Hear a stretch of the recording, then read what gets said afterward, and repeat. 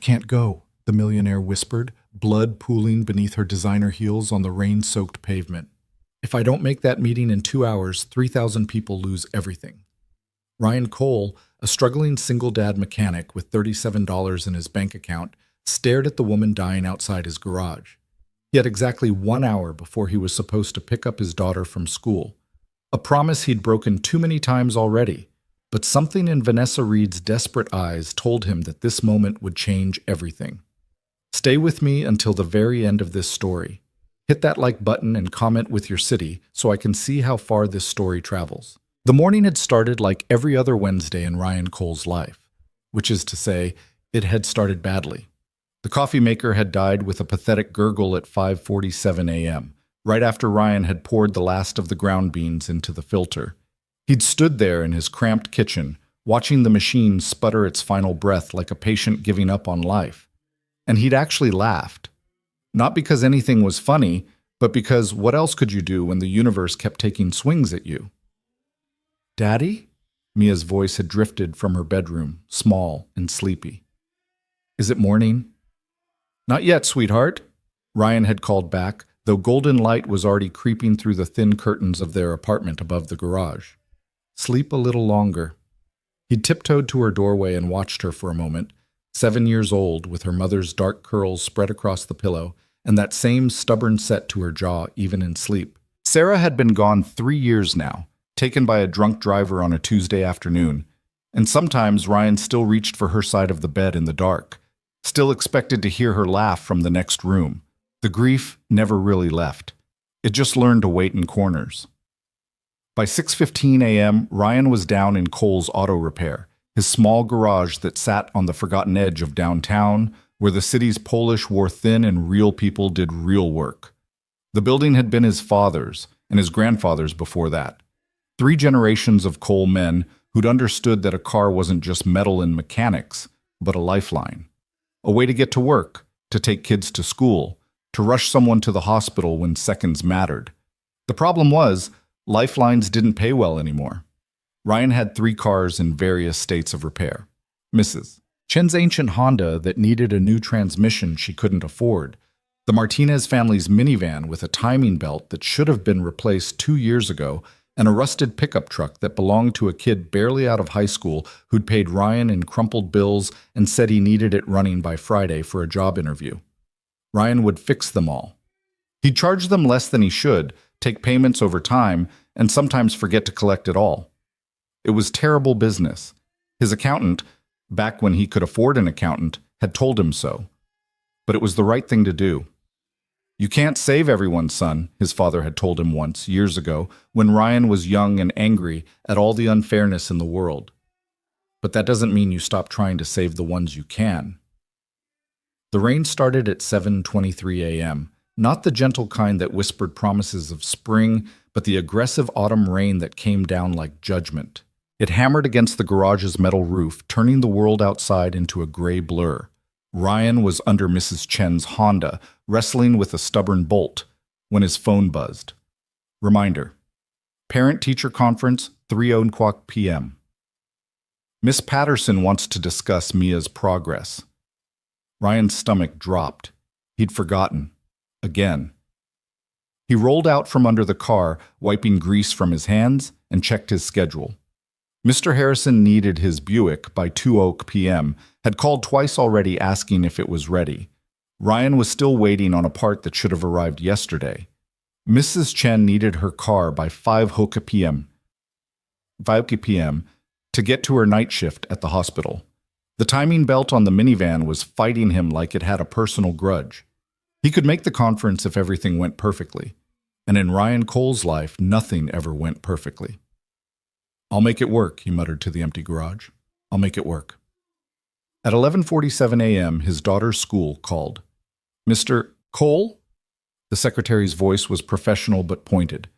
"This is Ridgemont Elementary. I'm calling to confirm your attendance at this afternoon's conference. Miss Patterson has set aside time specifically to—" "I'll be there," Ryan interrupted, perhaps more sharply than he'd intended.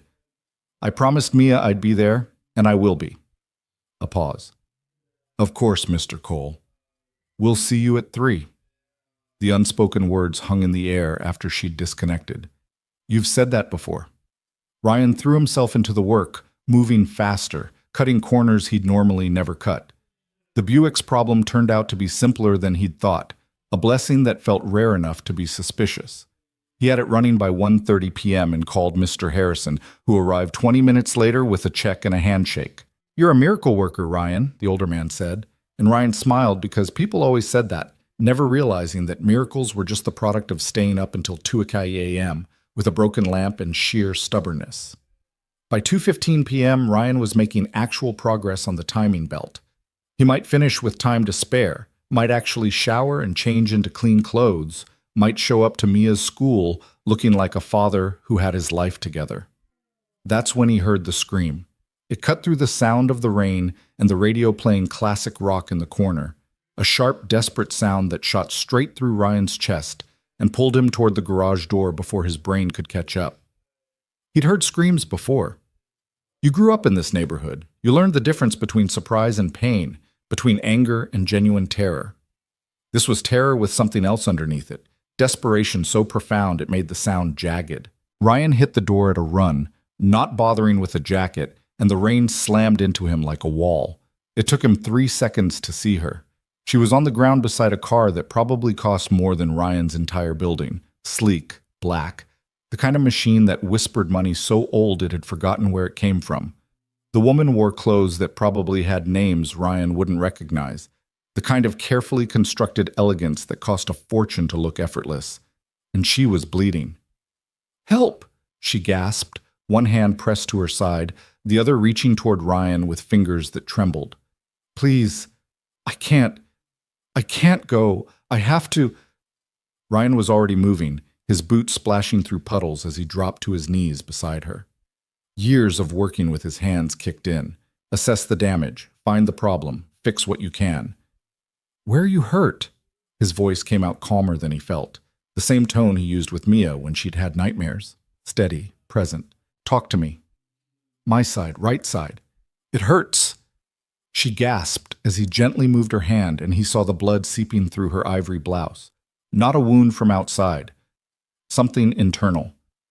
"I can't miss my meeting. 2 o'clock. I have to. 30 minutes, please." "Ma'am, you need a hospital." Ryan was already pulling out his phone, fingers slipping on the wet screen. "I'm calling 911. "No!" Her hand shot out and grabbed his wrist with surprising strength. Her eyes, dark brown, clouded with pain, locked onto his with an intensity that made him freeze. "No ambulance, traffic, rush hour. I'll never make it. My car, drive my car. Faster, please." "You need an ambulance," Ryan said firmly, but she was shaking her head, struggling to sit up. "You don't understand. Vanessa Reed, Tech Summit, 2 p.m., 3,000 employees. If I don't make that meeting, if I don't stop them..." She broke off with a sharp intake of breath, her face going pale.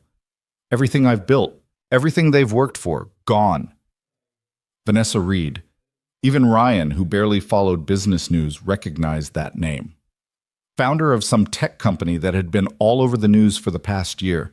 Something about AI and healthcare and revolutionary changes. He'd seen her face on the cover of a magazine in the dentist's office, looking confident and untouchable. She looked very touchable now, very human, very much like she was dying. "Ma'am, Vanessa, listen to me." Ryan kept his voice level even as his mind raced through options, through possibilities, through the clock ticking toward 2:00 p.m. and 3:00 p.m. and all the promises he'd made. That pain in your side, the way you're bleeding, that could be your appendix, could be internal bleeding. You don't make it to a meeting if you're dead. Then you go. She grabbed his shirt now, pulling him closer, her breath coming in short gasps. "You go for me. You tell them, postpone. 24 hours. That's all I need. Please, please, I'm begging you. This isn't about money. It's about people. Real people with families." And her words cut off as a wave of pain visibly crashed through her. Her eyes rolled back and Ryan caught her before she could fall. "Okay," he heard himself say. "Okay, here's what we're going to do. I'm taking you to St. Catherine's. It's 10 minutes from here. Fastest route. And then we'll figure out your meeting." My phone.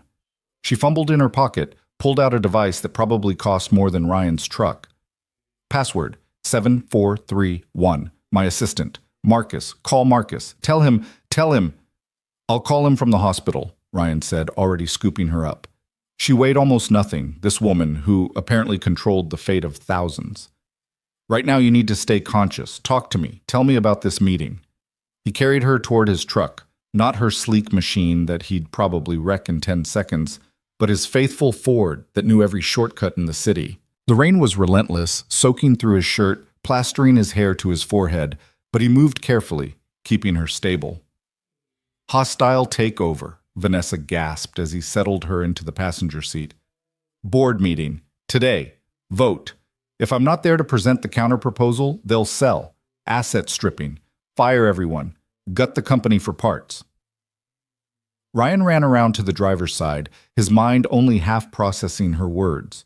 The other half was doing calculations. 10 minutes to the hospital, maybe 15 with traffic. Then what? Miss the parent-teacher conference? Disappoint Mia again? But if he didn't help this woman? He started the engine. What's your daughter's name? Vanessa asked suddenly, her voice weak but determined. Ryan's hands froze on the wheel. What? Your keychain. Photo, little girl, 7, 8. What's her name? He glanced down. The worn keychain with Mia's school picture from last year, her gap-toothed smile bright enough to light up the darkness. Mia, her name's Mia. You have somewhere to be. It wasn't a question. Vanessa's eyes, despite the pain, were sharp, reading him. 3 o'clock, school thing. And you're thinking about all the times you've been late, all the promises you've broken, all the ways you're failing her. Ryan's throat tightened. I have a daughter too, Vanessa whispered. Sophia, 16, boarding school in Connecticut. Haven't seen her in 6 weeks because I've been fighting this takeover. Keep telling myself it's for her future, for her security. But really? A bitter laugh. Really, I'm just doing what I've always done. Putting the company first, putting everything first except the people who actually matter. Ryan pulled onto the street, windshield wipers fighting a losing battle against the rain. You're not dying on me. You hear me? We're going to get you fixed up, and you're going to see your daughter. And you're going to make your conference. Vanessa's head lolled against the seat.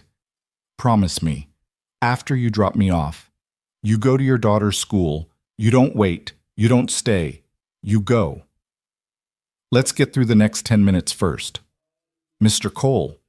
She said his name like she'd known him for years, like she could see straight through him. You stopped when no one else would. In this city, in this life, people in suits like me, we walk past people every day. We don't stop. We don't see. But you stopped. Why? Ryan navigated through an intersection, the hospital's tall building visible in the distance. Because somebody needed help. Most people would have called 911 and gone back inside. Most people aren't my father's son. He said it without thinking, and Vanessa made a sound that might have been a laugh, or might have been a sob. Your father taught you to stop. Mine taught me never to show weakness. To win at any cost. To never, ever let them see you bleed. How's that working out for you? This time it was definitely a laugh, sharp and painful. Not great if I'm being honest. St. Catherine's emergency entrance appeared through the rain like a beacon. Ryan pulled up to the door, ignoring the no parking signs, and was out of the truck before the engine fully stopped. A nurse was at the entrance, smoking a cigarette under the overhang, and her eyes went wide as Ryan came around to the passenger side. Need a gurney, he shouted. Internal bleeding, right side, possible appendix. The nurse dropped her cigarette and disappeared inside. Ryan pulled Vanessa out carefully, and she groaned but stayed conscious, her hand still clutching her phone. Marcus? She whispered. Call Marcus. Tell him Ryan Cole is coming to the meeting for me. Ma'am, I'm a mechanic. I can't. You can. Her grip on his arm was surprisingly strong. You will, because 3,000 people are counting on someone showing up, and right now? Her eyes met his, lucid despite the pain. Right now, you're the only someone there is. The gurney arrived with 2 orderlies and a doctor already firing questions. Ryan gave them what information he had as they transferred Vanessa to the stretcher. Her hand reached for his one more time. The meeting is at Reed Technologies, downtown. Everyone knows the building, 47th floor, conference room Omega. Tell them I sent you. Tell them I need 24 hours. I don't know anything about your business, Ryan protested, but the gurney was already moving, already disappearing through the automatic doors into the bright fluorescent interior of the ER. The nurse who'd called for help reappeared. Are you family? No, I found her. Outside my garage. She collapsed. You saved her life, the nurse said simply. Another 30 minutes, maybe an hour, and we'd be having a different conversation. Ruptured appendix by the look of it. You did good. Ryan stood in the rain, water streaming down his face, Vanessa's phone heavy in his hand. The time on the screen read 2:47 p.m., 13 minutes until Mia's conference, 23 minutes since Vanessa was supposed to be at the most important meeting of her life. His truck sat at the curb, engine running, waiting for him to make a choice. Ryan looked at the phone. 7431. He entered the password, and the device came to life with notifications that made his head spin. Dozens of messages, missed calls, calendar alerts, all screaming about the same thing. Board meeting, 2:20 p.m. Urgent. He found the contact labeled Marcus Chen, assistant, and pressed call before he could talk himself out of it. 2 rings. Vanessa, thank heavens!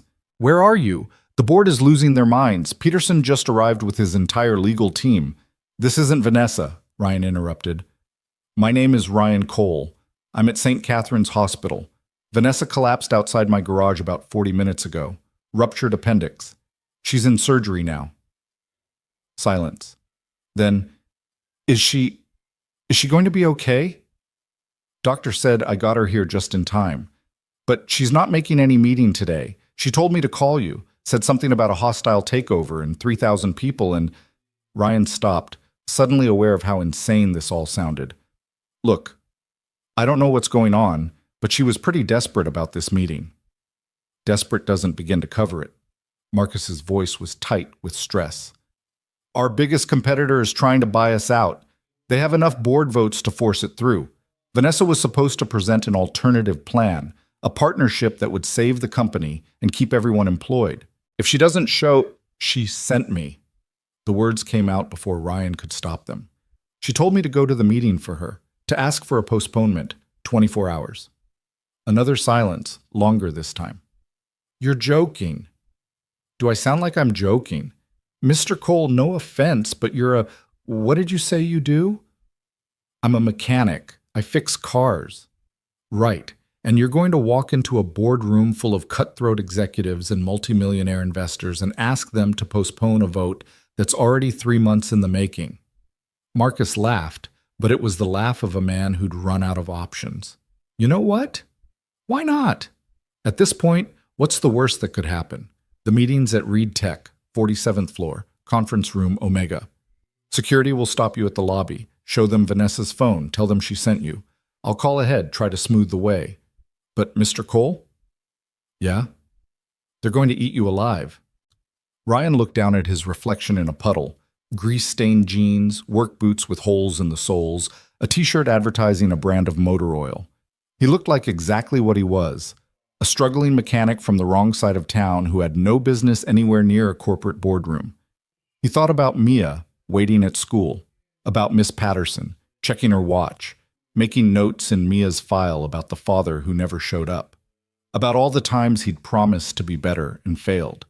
But he also thought about Vanessa's eyes, about the desperation in her voice when she talked about 3,000 people losing everything, about his father's voice saying that you couldn't save everyone, but that didn't mean you stopped trying. Tell them I'm on my way, Ryan said. He checked the time again, 2:51 p.m. And Marcus, I need you to do me a favor. Call Ridgemont Elementary.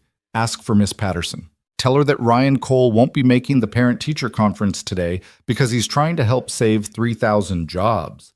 Tell her, his voice cracked slightly, tell her I'm sorry. And tell her to tell Mia that Daddy's keeping a different kind of promise today. He hung up before Marcus could respond, before he could think about what he was doing, before common sense could override the bone-deep certainty that this was somehow the right choice, even if it was the wrong one. Reed Technologies was 17 minutes across town, through traffic that would be terrible, to a building he'd driven past 1,000 times but never imagined entering. Ryan climbed back into his truck, put it in gear, and pointed it toward downtown, toward impossibility, toward a boardroom full of sharks who would indeed eat him alive. But before he did, he sent one text message to the school, directly to Miss Patterson's number that she'd given him for emergencies. Emergency came up. Can't make conference. Please tell Mia that I love her and I'm sorry. We'll explain everything tonight. This is important. I promise. Ryan.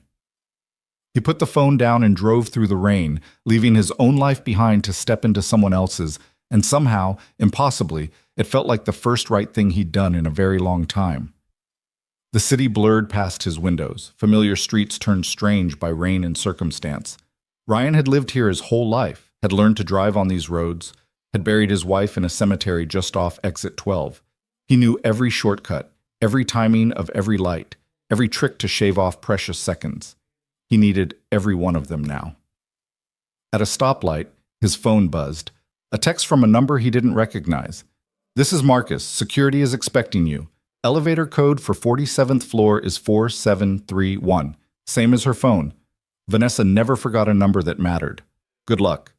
You're going to need it. Another text followed immediately. Also, wear this metaphorically, if not literally. You're the guy who saved her life. Remember that. You're not asking for a favor. You're telling them what's going to happen. Confidence. They can smell weakness. Ryan stared at the message. Confidence. He was a mechanic with $37 in his bank account and a daughter who was learning that promises from her father were just pretty words that dissolved in daylight. The light turned green, and he drove. Reed Technologies rose from downtown like a glass monument to success, 49 stories of reflective windows that made the building seem to disappear into the sky itself. Ryan had seen it 1,000 times, had barely given it a thought beyond, must be nice to work in a place like that. He pulled his truck into the parking garage, ignoring the attendant's raised eyebrows at the battered vehicle among the Mercedes and Teslas. The parking fee alone, $30 for the day, made his stomach clench, but he paid it with cash he'd meant to use for groceries. The lobby was all marble and chrome and quiet elegance that whispered money in every surface. Ryan's boots squeaked on the polished floor, leaving small wet prints that he tried not to notice. People in expensive suits moved past him with the purposeful stride of those who belonged, who'd never questioned their right to be in spaces like this. Can I help you, sir? The security guard at the desk was polite but firm, his eyes taking in Ryan's appearance with the practiced assessment of someone trained to spot problems. Ryan held up Vanessa's phone. Ryan Cole. I'm here for the Reed Technologies board meeting. Vanessa Reed sent me. The guard's eyebrows rose, and he checked his computer, picked up a phone, had a quiet conversation, put it down and looked at Ryan with something like curiosity. Mr. Chen called ahead. You're cleared for the 47th floor. Elevators on your right. You'll need this code, 4731, Ryan said. I know. Of course you do. The guard handed him a visitor's badge. Good luck up there, Mr. Cole. I get the feeling you're going to need it. The elevator was glass-walled, offering views of the city as it climbed. Ryan watched the ground fall away, watched the rain-soaked streets become miniature below him, and felt profoundly out of place. What was he doing? He fixed cars. He knew timing belts and transmission fluid, and how to keep a 20-year-old vehicle running with duct tape and prayer. He didn't know hostile takeovers or board votes, or how to talk to people who made more in a day than he made in a year. The elevator dinged softly at the 47th floor, and the doors opened onto a reception area that looked like it belonged in an art museum. A young woman at the desk, Marcus presumably, practically jumped to his feet. Mr. Cole? He was in his late 20s, impeccably dressed, and currently looking at Ryan like he was a puzzle that didn't quite fit together. I'm Marcus Chen. Thank you for coming. I wasn't sure you would. Promised her I would, Ryan said simply. How is she? Have you heard anything? Surgery started 20 minutes ago. They'll call when she's out of recovery. Marcus was already moving, gesturing for Ryan to follow. The meeting started at 2. It's been contentious. Peterson, he's the CEO of Meddyne, the company trying to buy us. He's been pushing hard for an immediate vote. Some of our board members are pushing back, asking where Vanessa is, but Peterson's arguing that her absence proves she doesn't have a viable counterproposal. They were walking down a hallway now, and through glass walls Ryan could see conference rooms, offices, people working at computers, living lives he couldn't imagine. What am I supposed to say? I don't know anything about your business. Marcus stopped outside a large wooden door, and through the frosted glass Ryan could see shapes moving inside. A lot of shapes. You tell them the truth. Vanessa Reed nearly died getting here today because she believed this company was worth saving. You tell them she needs 24 hours to present her plan. And you tell them, Marcus met Ryan's eyes directly, you tell them that the man who saved her life is asking them for basic human decency. Can they manage that much? That's not asking. That's guilt-tripping. Welcome to corporate America, Mr. Cole. We use what works. Marcus pushed open the door. Good luck. The conference room was enormous, with windows overlooking the rain-soaked city and a table that could have seated 30 people. Right now it held about 15, men and women in suits that cost more than Ryan's truck, looking up as he entered with expressions ranging from confusion to barely concealed hostility. At the head of the table sat a man in his early 60s with silver hair and a smile that didn't reach his eyes. I'm sorry. I think you have the wrong room. This is a closed board meeting. Ryan's hands wanted to shake, but he remembered his father's advice. When you don't know what to say the truth, simple and clear. My name is Ryan Cole. Vanessa Reed asked me to be here. The room exploded in murmurs. A woman with sharp features and sharper eyes leaned forward. That's absurd. Where's Vanessa? This is completely unacceptable. She's in surgery, Ryan said, and the room went quiet. St. Catherine's Hospital, ruptured appendix. She collapsed outside my auto shop about an hour and a half ago. I got her to the hospital just in time. He looked around the room, at all these powerful people who controlled things he'd never understand. She asked me to give you a message. The silver-haired man, Peterson, Ryan guessed, stood up. This is highly irregular. We have a vote scheduled. She's asking for 24 hours, Ryan continued, ignoring him. 24 hours to present her counterproposal once she's out of recovery. That's all. 1 day. 1 day? Peterson laughed, but it was cold. Mr. Cole, is it? Do you have any idea how long this acquisition has been in the works? The due diligence alone took 6 months. We have contracts drawn up, financing in place, regulatory approval pending. We're not going to delay a multi-billion-dollar deal because Ms. Reed had a medical emergency. 3,000 people, Ryan said quietly. That's what she told me. 3,000 people work here. 3,000 people with families and rent payments and kids in school. And you're telling me you can't wait 1 day to make sure they don't lose everything? A younger woman near the middle of the table spoke up. He's right. 24 hours won't hurt anything. Rebecca, Peterson said, his voice taking on an edge. We've been over this. The price we're offering is generous, better than fair market value. Anyone who says otherwise is letting emotion cloud their judgment. Or maybe, Ryan heard himself say, maybe there's a difference between price and value. Every eye in the room turned to him. Peterson's expression hardened. I'm sorry, what? Ryan felt his heart hammering, felt sweat on his palms, despite the room's perfect temperature control. But he thought about Mrs. Chen's Honda, about how she'd cried when he told her he'd do the transmission work for half price, about the Martinez family who brought him tamales at Christmas because they couldn't afford to pay him any other way. I'm a mechanic, he said. I fix cars. And everyday people come to me with machines that other shops have declared worthless. Too old, they say. Not worth fixing. Buy a new one. But to the person who owns that car, it's not about the price some expert assigns to it. It's about the value. The memories in that car, the life it represents, the fact that they can't afford the new one those experts think they should just go buy. He gestured around the room. You're all talking about this company like it's just numbers on a spreadsheet, but Vanessa Reed was willing to die rather than miss this meeting. That tells me this place has value beyond whatever price you're offering.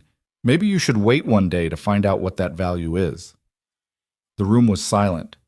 Peterson's face had gone red, But before he could respond, an older man at the far end of the table spoke up.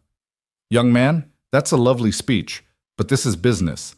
Vanessa's dedication is admirable, but it doesn't change the financial realities. Meddyne's offer ensures the company survives. If we wait, if we bet everything on Vanessa's plan and it fails, we could lose everything." "So you'd rather take the sure loss than risk the fight?" Ryan shook his head. "That's not survival. That's surrender." "You don't understand what's at stake," Peterson began. "No," Ryan interrupted, surprising himself. I don't understand billion-dollar deals or market analyses or whatever the hell due diligence means. But I understand people. I understand that woman in the hospital right now cared enough to send a complete stranger to fight for her. And I'm asking you." He looked at each face around the table. "I'm asking you to wait one day, 24 hours. If her plan is terrible, vote it down tomorrow, but at least let her make her case." Rebecca, the younger woman who'd spoken earlier, stood up. "I motion to postpone the vote for 24 hours. "Seconded," said another voice, an older man with kind eyes. Peterson's jaw clenched. "This is a waste of time. Helen, surely you can see—" But Helen, the sharp-featured woman, was looking at Ryan with something like curiosity. "Actually, William, I think Mr. Cole has a point. One day won't hurt. And if Vanessa was willing to send a mechanic, no offense, Mr. Cole, to fight her battles, I'd like to hear what she has to say when she can speak for herself." "I didn't come here to fight her battles," Ryan said quietly. "I came here because she asked me to, because someone needed help, and I was there. Same reason I'd stop for any stranger on the street.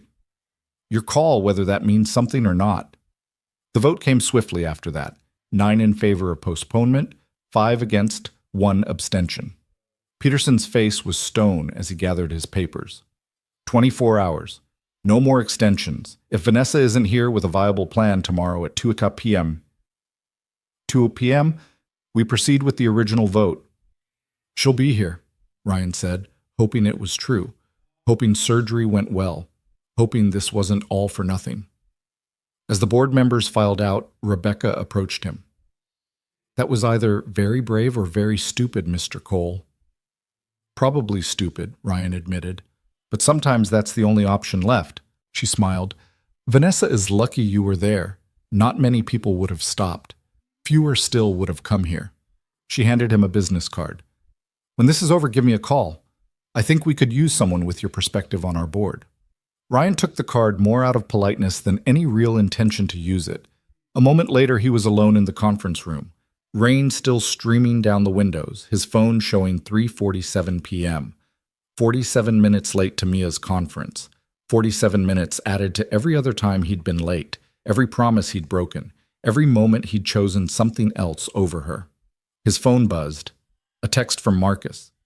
"Surgery successful. She's in recovery. Asking for you." Ryan rode the elevator back down, retrieved his truck from the parking garage, and drove to the hospital through rush-hour traffic that seemed deliberately determined to slow him down. By the time he reached St. Catherine's, visiting hours were nearly over. The nurse at the desk remembered him. "Your friend is awake, room 427, but only 5 minutes. She needs rest." Vanessa looked impossibly small in the hospital bed, surrounded by machines that beeped softly, an IV running into her arm. But her eyes were clear when she saw him, and she smiled. "You went," she said. "Marcus told me. Said you walked in there looking like—" what were his words? "Like a working-class superhero." Ryan snorted. "I looked like a mechanic who had no business being there. But yeah, I went, got you your 24 hours. Now you just have to have a plan good enough to use them." "Oh, I have a plan," Vanessa said. "Had it all along. The board just needed to see that I was willing to fight for it. And you showed them that." She reached for his hand. "Your daughter. Did you make your conference?" Ryan's throat tightened. "No, I didn't." "I'm sorry." "Don't be. I made a choice. Now I have to live with it." He stood to leave. "You get some rest. Tomorrow's your big day." "Ryan." She waited until he looked back. "That offer I made earlier, about investing in your garage, I meant it. When this is over, when the dust settles, I want to help. Not charity. Partnership. You saved my life. Let me help save your business. We'll see, Ryan said, because hope was a dangerous thing when you'd been disappointed enough times. First, let's see if you can save your own company. He left her there, drove home through darkness and rain, and arrived at his apartment at 6:23 p.m. Mia was with Mrs. Chen from downstairs, who gave him a look that said everything about what she thought of fathers who missed school conferences. "Daddy!" Mia ran to him, throwing her arms around his waist. "Mrs. Chen said you had an emergency. Was it bad?" Ryan knelt down, looking into his daughter's eyes, Sarah's eyes, full of trust he didn't deserve. A woman collapsed outside the garage. "I had to take her to the hospital. I'm sorry I missed your conference, sweetheart. I'm so sorry." "Did you save her?" Yeah, I think maybe I did." Mia considered this seriously. Then it was the right thing. Miss Patterson said so. She said sometimes grown-ups have to make hard choices, and if you saved someone's life, that's a pretty good reason to miss a meeting. Ryan pulled her close, blinking against sudden tears. "When did you get so wise?" "I'm 7.5, Mia said, like that explained everything. "Mrs. Chen made spaghetti. Are you hungry?" Later, after Mia was asleep and the apartment was quiet except for the rain, Ryan sat at his kitchen table with a cup of bad instant coffee and tried to process everything that had happened. One day. He'd lived an entire lifetime in one day. His phone buzzed with a text from a number he didn't recognize.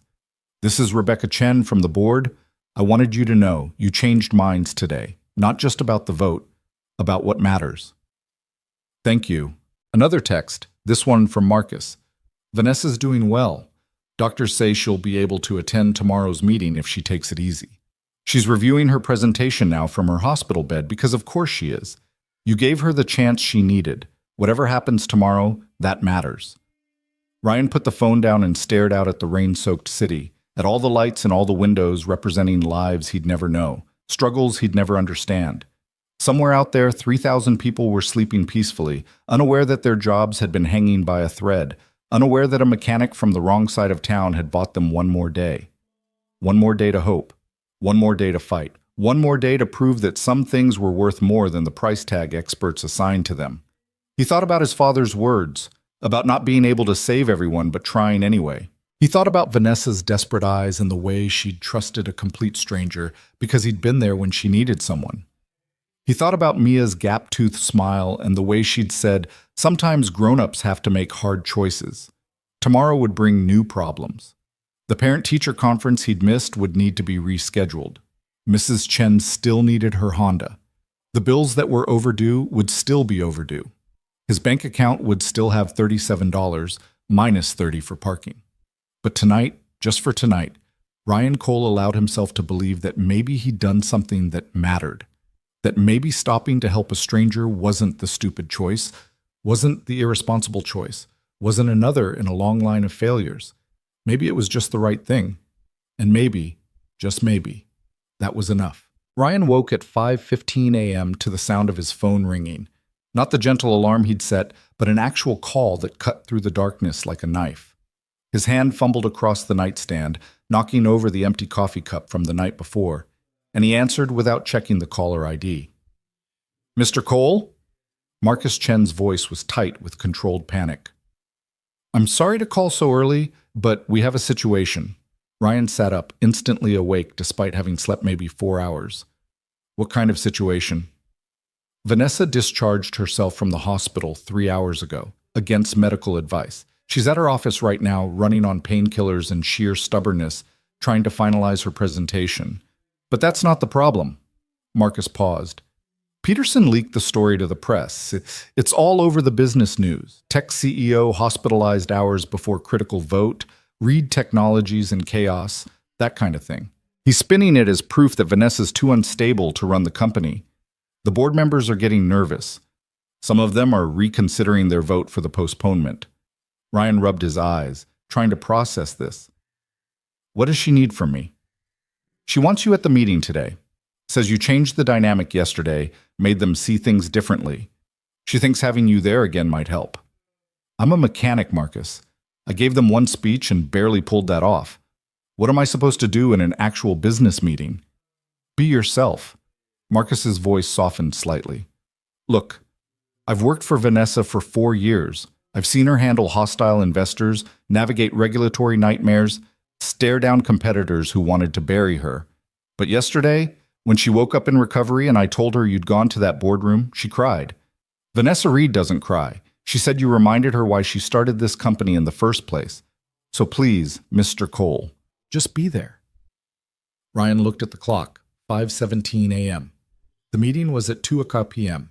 He had time to fix Mrs. Chen's Honda, maybe get a few hours in on the Martinez minivan, shower, change into clothes that didn't smell like motor oil. Time to be a mechanic and a father and somehow also be whatever Vanessa Reed needed him to be. I'll be there, he said, and hung up before he could think better of it. Mia's door was still closed, her sleep the deep kind that only children managed. Ryan left a note on the kitchen table. Morning, sweetheart. Mrs. Chen will take you to school. I have something important to do today. Love you. Dad, and headed down to the garage. The Honda was waiting like a patient friend, and Ryan threw himself into the work with the focus that had always been his refuge. When the world got too complicated, when grief or worry or exhaustion threatened to drown him, there was always the clean simplicity of mechanical problems. This bolt needed tightening. That wire needed replacing. Follow the steps, trust the process, fix what was broken. By 9:30 a.m., Mrs. Chen's transmission was purring like it was brand new, and Ryan had called her with the good news. She'd arrive after her shift to pick it up, and he'd knocked another $200 off the price because her grandson was starting college in the fall, and Ryan remembered what that kind of expense felt like. His phone buzzed constantly with texts from Marcus, updates on board members' positions, changes to the presentation, questions about what Ryan had said yesterday that he couldn't quite remember. The morning blurred past in a haze of work and worry, and before he knew it, it was noon and he was standing in his apartment shower, watching grease and grime swirl down the drain. He didn't own a suit, never had reason to. The best he could do was dark jeans without holes, work boots he'd cleaned until they almost looked presentable, and a button-down shirt he usually saved for parent-teacher conferences and the occasional funeral. Looking at himself in the mirror, Ryan saw exactly what he was, a working man playing dress-up, pretending he belonged in places he didn't. Good enough, he muttered, and headed for his truck. The rain had stopped overnight, leaving the city washed clean and gleaming in unexpected sunshine. Ryan drove through midday traffic that seemed lighter than yesterday, as if the universe had decided to cut him one small break. He made it to Reed Technologies by 1:15 p.m., giving him time to sit in the parking garage and question every decision that had led him to this moment. His phone rang. Mia's school. Ryan's heart dropped as he answered. Hello? Mr. Cole, this is Miss Patterson. I wanted to check in after yesterday. Mia said you had an emergency, that you saved someone's life? Yes, ma'am. A woman collapsed outside my garage. Ruptured appendix. I got her to the hospital. I see. Miss Patterson's voice was difficult to read. Mia was very proud when she told the class this morning. Made quite the impression during share time. She said her daddy might miss meetings sometimes, but it's because he's a hero. Ryan's throat tightened. I'm not... Mr. Cole, I've been teaching for 17 years. I've heard every excuse from every parent, but I've also learned to recognize the ones who are genuinely trying. Mia is a bright, kind, resilient child. That doesn't happen by accident. She paused. Can we reschedule? I'd like to discuss her progress, and there are some academic challenges we should address, but I think you deserve a chance to make this right. Friday, Ryan said immediately. Any time Friday. I'll be there. I promise. Friday at 3 p.m. Don't make me regret giving you another chance, Mr. Cole. I won't. Thank you. He sat in the truck for another moment, letting the relief wash over him. One promise kept, or at least postponed. One more chance to be the father Mia deserved. Now he just had to get through whatever was waiting for him on the 47th floor. The lobby was busier than yesterday, and Ryan recognized some of the faces from the boardroom, arriving early, looking serious and determined. Rebecca Chen spotted him near the elevators and came over quickly. Mr. Cole, glad you could make it. She lowered her voice. Fair warning, It's going to be rough in there. Peterson spent the morning calling board members individually, pressuring them to stick with the original plan. He's arguing that yesterday's postponement was emotional manipulation, that we let a stranger guilt us into delaying a sound business decision. Was he wrong? Rebecca smiled slightly. No, you absolutely guilt-tripped us. But sometimes guilt exists for a reason. Sometimes we need to be reminded that numbers on spreadsheets represent real lives. She gestured toward the elevator. Vanessa's already upstairs. She looks terrible, by the way. Shouldn't even be out of the hospital. But her presentation is solid, really solid. If she can get through it without collapsing, we might actually have a shot at this. The elevator ride felt faster today. Or maybe Ryan was just getting used to the sensation of rising above his life into someone else's world. The 47th floor was chaos compared to yesterday's tense quiet. People rushing between offices, phones ringing, Marcus Chen directing traffic like a conductor managing an orchestra on the edge of falling apart. Ryan! Marcus spotted him immediately. Thank God. She's in her office, down the hall, last door on the left. She wants to brief you before the meeting. Brief me on what? I don't know anything about. Just go, please. We have 30 minutes. Vanessa Reed's office was enormous, with floor-to-ceiling windows offering views of the city that made Ryan dizzy. But he barely noticed the view because Vanessa herself was standing at her desk, one hand pressed to her side where the surgery had been, her face pale, but her eyes sharp and focused. You came, she said, and some of the tension in her shoulders eased. I wasn't sure you would. You asked, Ryan said simply. How are you feeling? Like someone cut me open 12 hours ago. She managed a weak smile. But I felt worse. The night my company almost went bankrupt in 2019, the morning my daughter told me she hated me for never being home. Those hurt more than this. She gestured to a chair. Sit. I need to explain what's going to happen.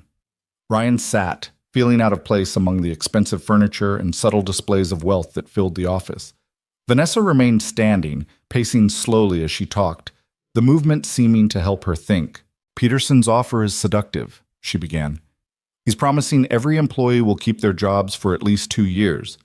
He's offering stockholders 30% above current market value. On paper, it's generous. In reality, it's a death sentence. How so? Because in 2 years, once the acquisition is complete and the regulatory scrutiny dies down, he'll gut this place. Fire everyone who isn't absolutely essential, outsource whatever he can, strip out the technology and patents, and fold them into his own company. Reed Technologies will exist in name only, and all the people who built it, who trusted me, will be unemployed. She turned to face him. I started this company because I watched my mother die of cancer while fighting with insurance companies for coverage. I promised myself I'd use technology to fix that broken system. Every employee here believes in that mission. We're not just making software. We're trying to save lives. And your plan saves all of that? My plan is a partnership with 3 smaller tech companies who share our vision. Instead of being swallowed by Meddyne, we merge with allies.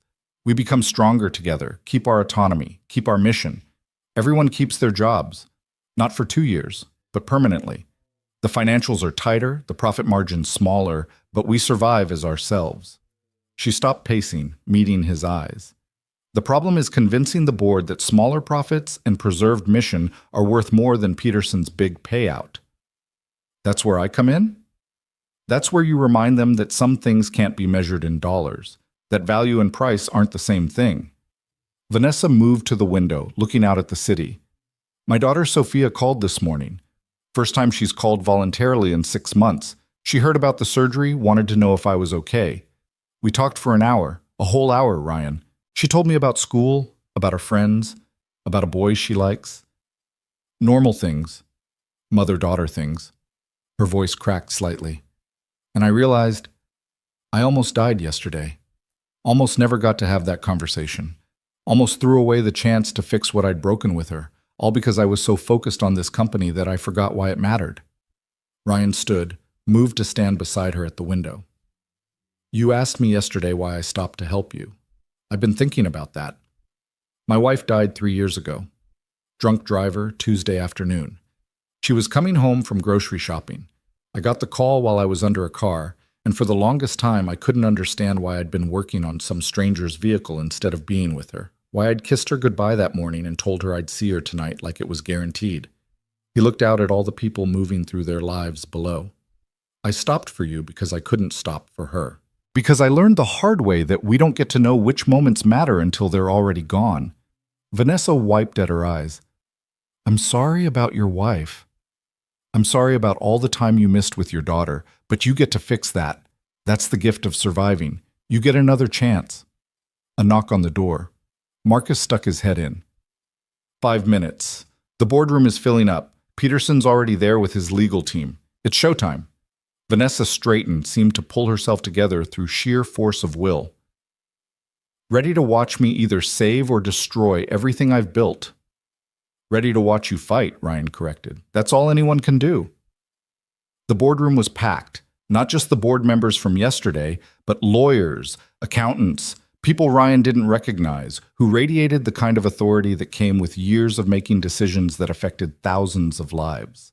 Peterson was at the head of the table again, looking confident and relaxed, a predator who'd already decided the hunt was over. Vanessa walked in like she owned the place, which Ryan supposed she technically did, and the room fell silent. She looked terrible, moving carefully to avoid stressing her incision, but her voice was steady as she addressed the board.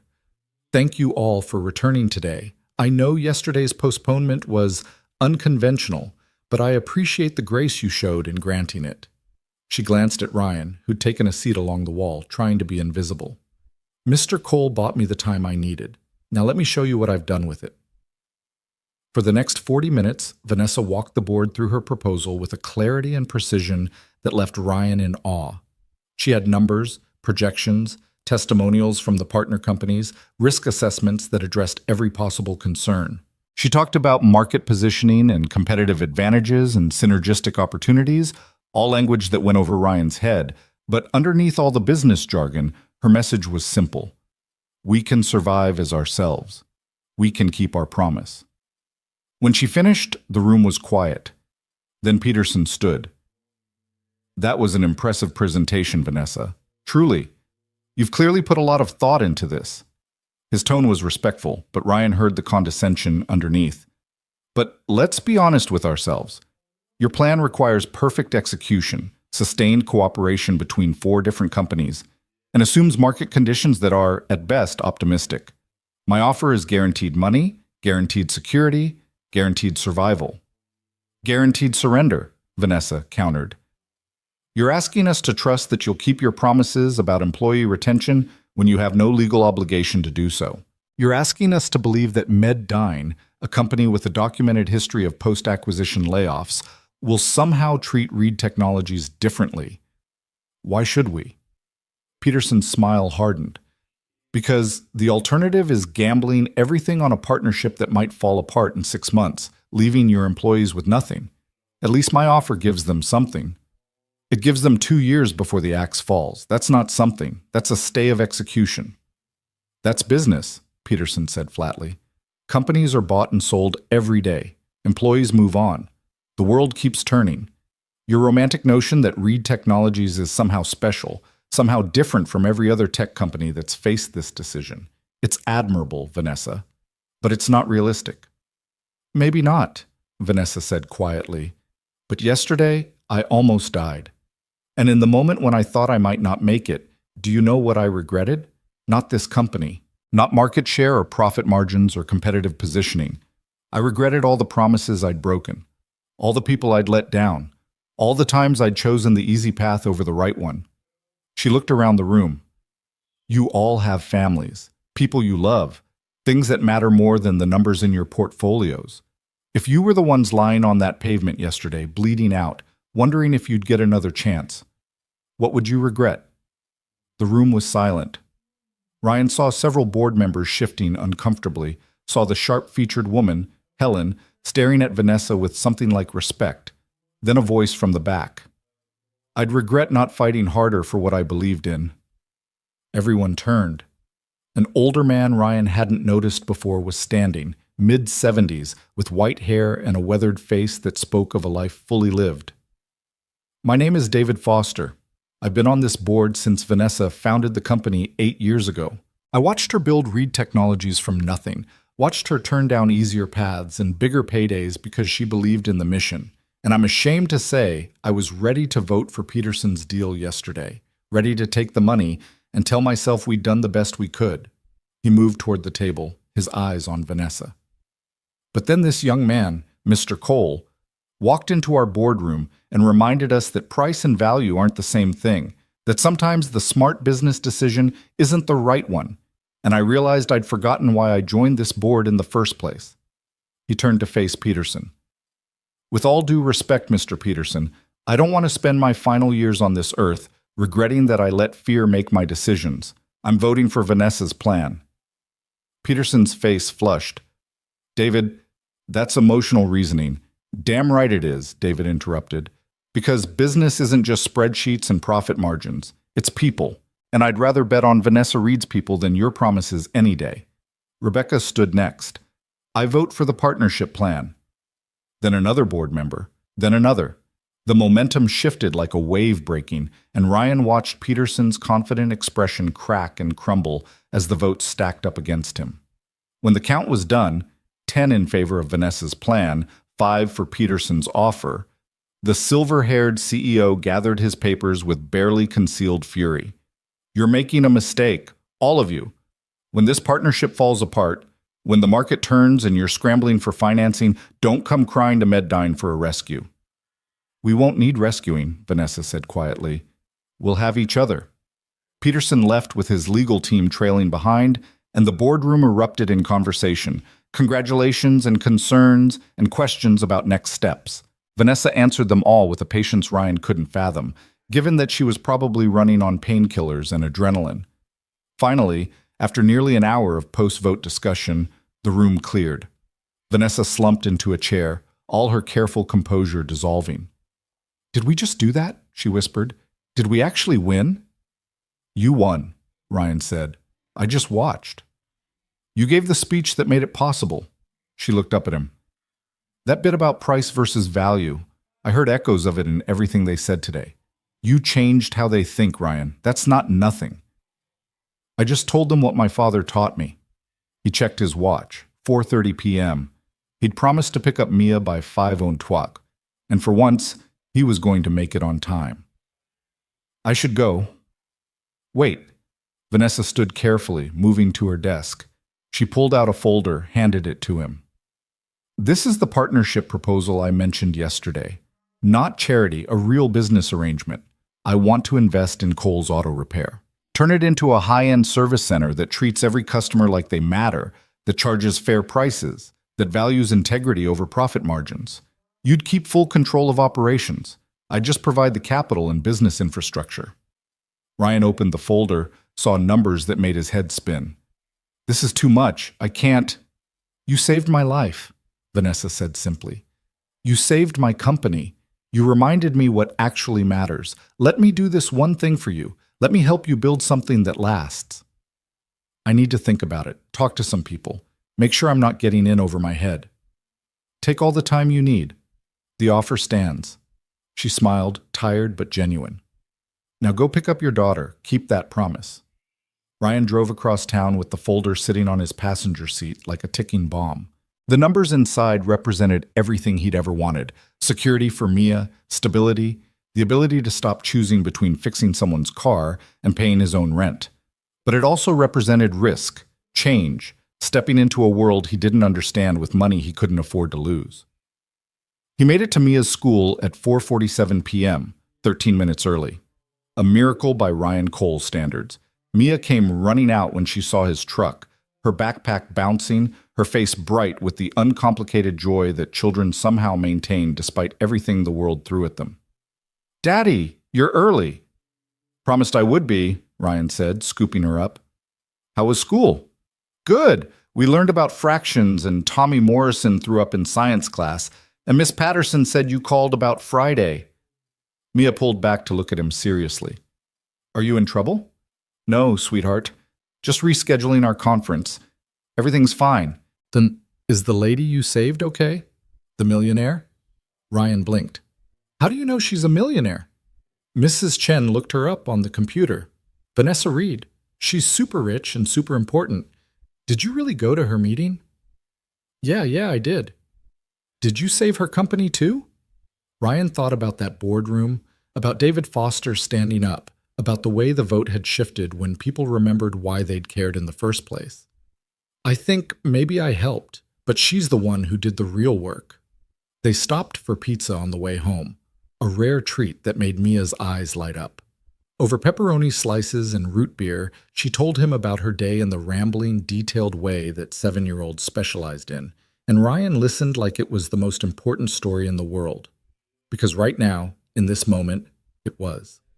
Later, after Mia was asleep and Ryan was sitting at his kitchen table with the folder spread open, his phone rang. Unknown number. Mr. Cole?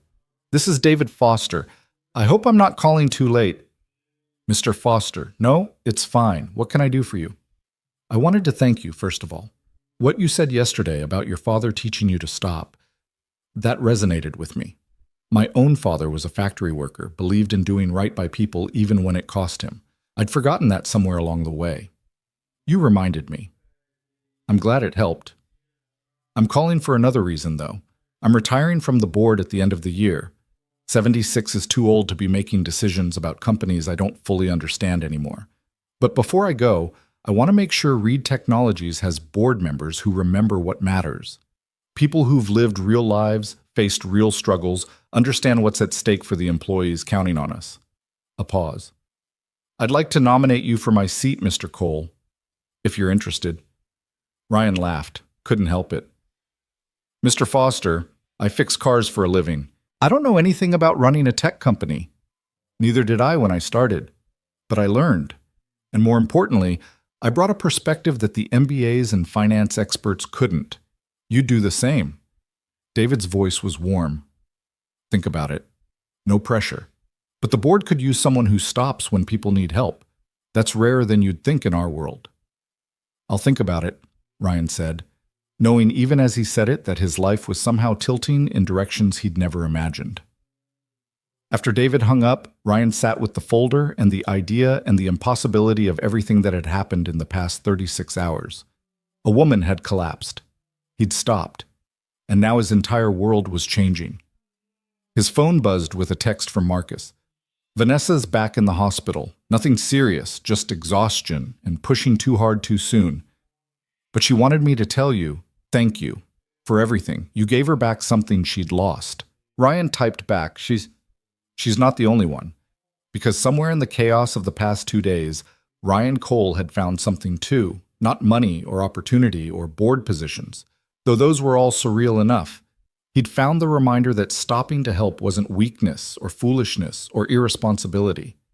Sometimes it was the exact right thing. The only thing. The thing that changed everything. He looked at the folder again, at all those numbers that represented possibility.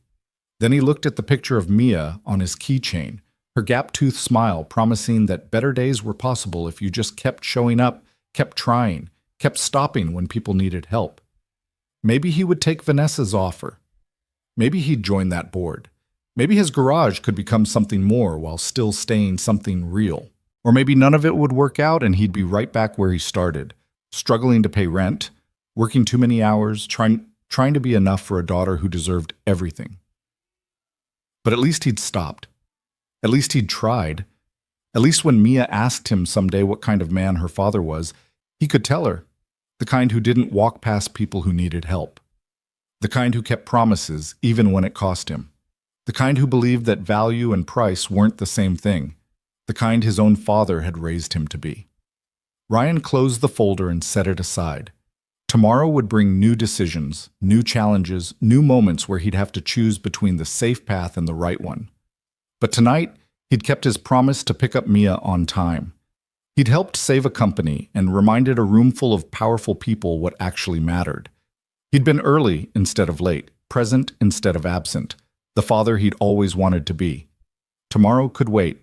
Tonight was enough. The rest of the week moved at a strange pace, too fast in some moments, glacially slow in others, as if time itself couldn't decide whether Ryan's life was changing or simply pretending to. He'd wake at dawn expecting everything to snap back to normal, to discover that the boardroom and the vote and Vanessa Reed's offer were all some fever dream brought on by bad coffee and exhaustion. But then his phone would buzz with messages from Marcus about partnership details, or Rebecca would call asking about his thoughts on board governance, and reality would reassert itself in ways that felt almost violent. Thursday morning brought Mrs. Chen to pick up her Honda, and she cried when she saw it running smoothly, the transmission working like it had never been broken. "You're too good to us, Ryan," she said, pressing crumpled bills into his hand, more than he'd asked for, less than the work was worth. "My grandson, he starts college in the fall. Engineering, because of men like you who keep our cars running so we can get to work, so we can save money, so we can give our children better lives." Ryan had hugged her, this small woman who'd watched Mia more times than he could count, who brought them soup when they were sick and never asked for anything in return. "Your grandson's going to do great things, Mrs. Chen. Tell him that his grandmother's mechanic believes in him." After she left, Ryan stood in his empty garage and looked at the folder Vanessa had given him. The numbers inside represented enough capital to transform this place. New equipment, expanded space, the ability to hire help so he wasn't doing everything alone. But it also represented expectations, obligations, the weight of someone else's investment in his success. His father's voice echoed in his memory.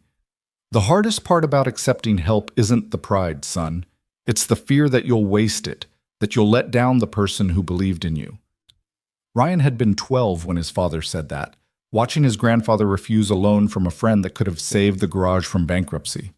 They'd lost it anyway 6 months later, and his grandfather had worked for someone else until the day he died, bitter and broken by pride that had cost him everything. "Don't be like me," his grandfather had whispered on his deathbed. "When someone offers you a hand, take it. Pride's just fear wearing a fancy suit." Ryan picked up his phone and called Vanessa's number. She answered on the second ring, her voice still carrying the tiredness of someone recovering from surgery. "Ryan, is everything okay? Your offer, the partnership, I want to accept, but I need to do it on my terms."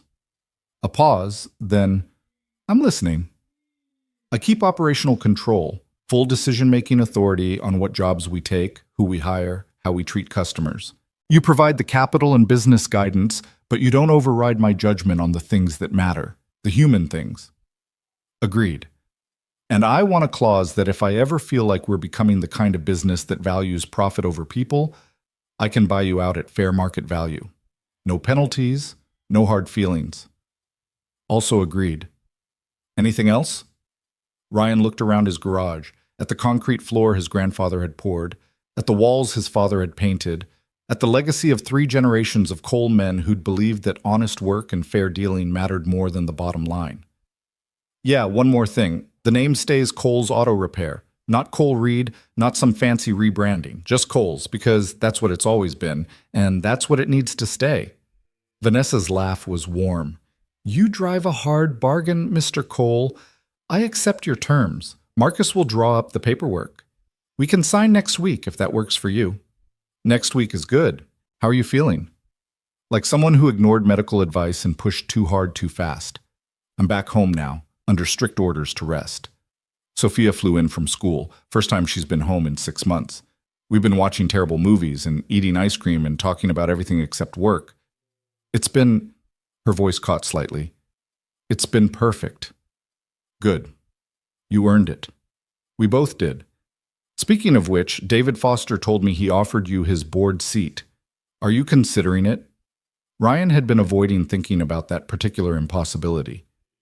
"I don't know. It feels crazy.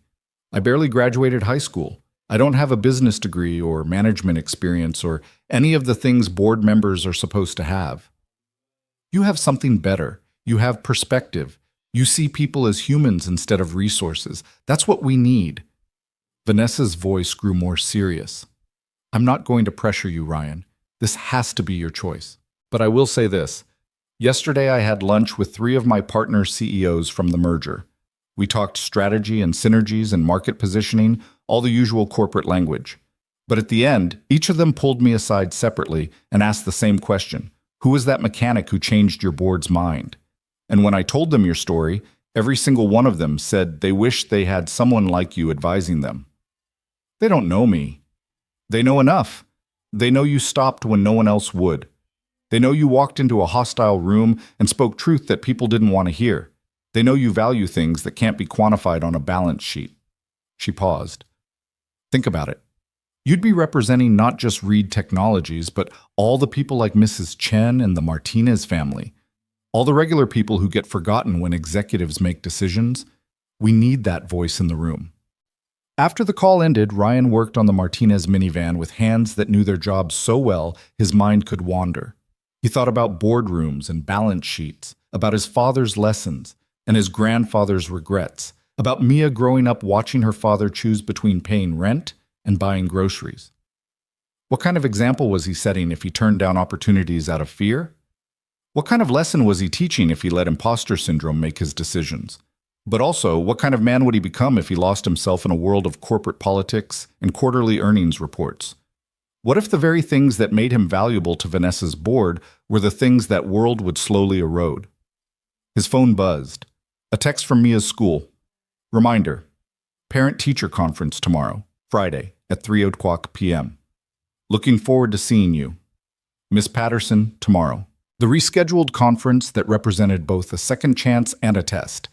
Could he keep this promise now that he'd kept the last one? Or would some new crisis pull him away, some new emergency that seemed more urgent than his daughter's education? Ryan finished the minivan's timing belt by 2:00 p.m., called Mr. Martinez with the good news, and was cleaning up when a BMW pulled into his lot. The car was pristine, probably less than a year old, and the man who stepped out wore a suit that screamed money with every perfectly tailored line. "Are you Ryan Cole?" The man's voice was clipped, professional, slightly impatient. "That's me. What can I do for you?" "My name is James Peterson." He watched Ryan's face for recognition. "I believe you know my father, William Peterson." Ryan straightened slowly, wiping his hands on a rag.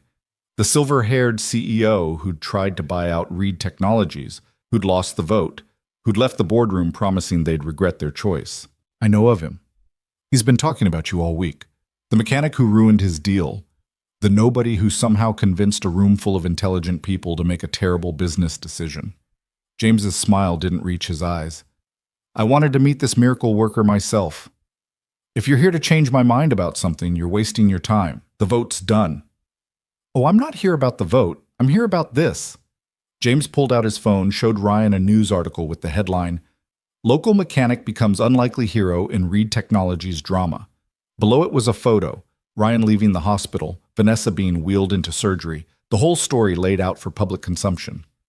"You're becoming quite famous, Mr. Cole, the working-class hero who stood up to corporate greed. Very compelling narrative." "I didn't do it for a narrative. I did it because someone needed help." "Of course you did. And I'm sure that sincerity is exactly what makes you so useful to Vanessa Reed." James pocketed his phone. "Let me give you some advice, mechanic to whatever you're becoming. The business world isn't like fixing cars. You can't just identify a problem and solve it with the right tools. People are complicated. They lie. They manipulate. They use sincere men like you to advance their own agendas." Is there a point to this? The point is that Vanessa Reed is brilliant at making people feel like they're part of something meaningful. She made you feel like a hero, made you believe you'd saved 3,000 jobs. And maybe you did, for now. But when her partnership falls apart, when the market turns and those companies start scrambling, when layoffs come anyway because they always do, you'll be the face of the failure. You'll be the mechanic who gave bad advice, who let emotion override business sense, who helped doom the very people you thought you were saving. Ryan felt anger rising in his chest, hot and tight. "Your father lost. Get over it." "My father will be fine. He's got dozens of other deals, other opportunities. But you?" James looked around the shabby garage with barely concealed disdain. "You've got this. And when you inevitably disappoint Vanessa Reed, when you realize you're in over your head, when the board seat and the partnership and all the promises dissolve, you'll still have this. If you're lucky. If she doesn't sue you for breach of contract or drag your name through the press when things go wrong. I think you should leave. I'm just trying to help you see reality, Mr. Cole.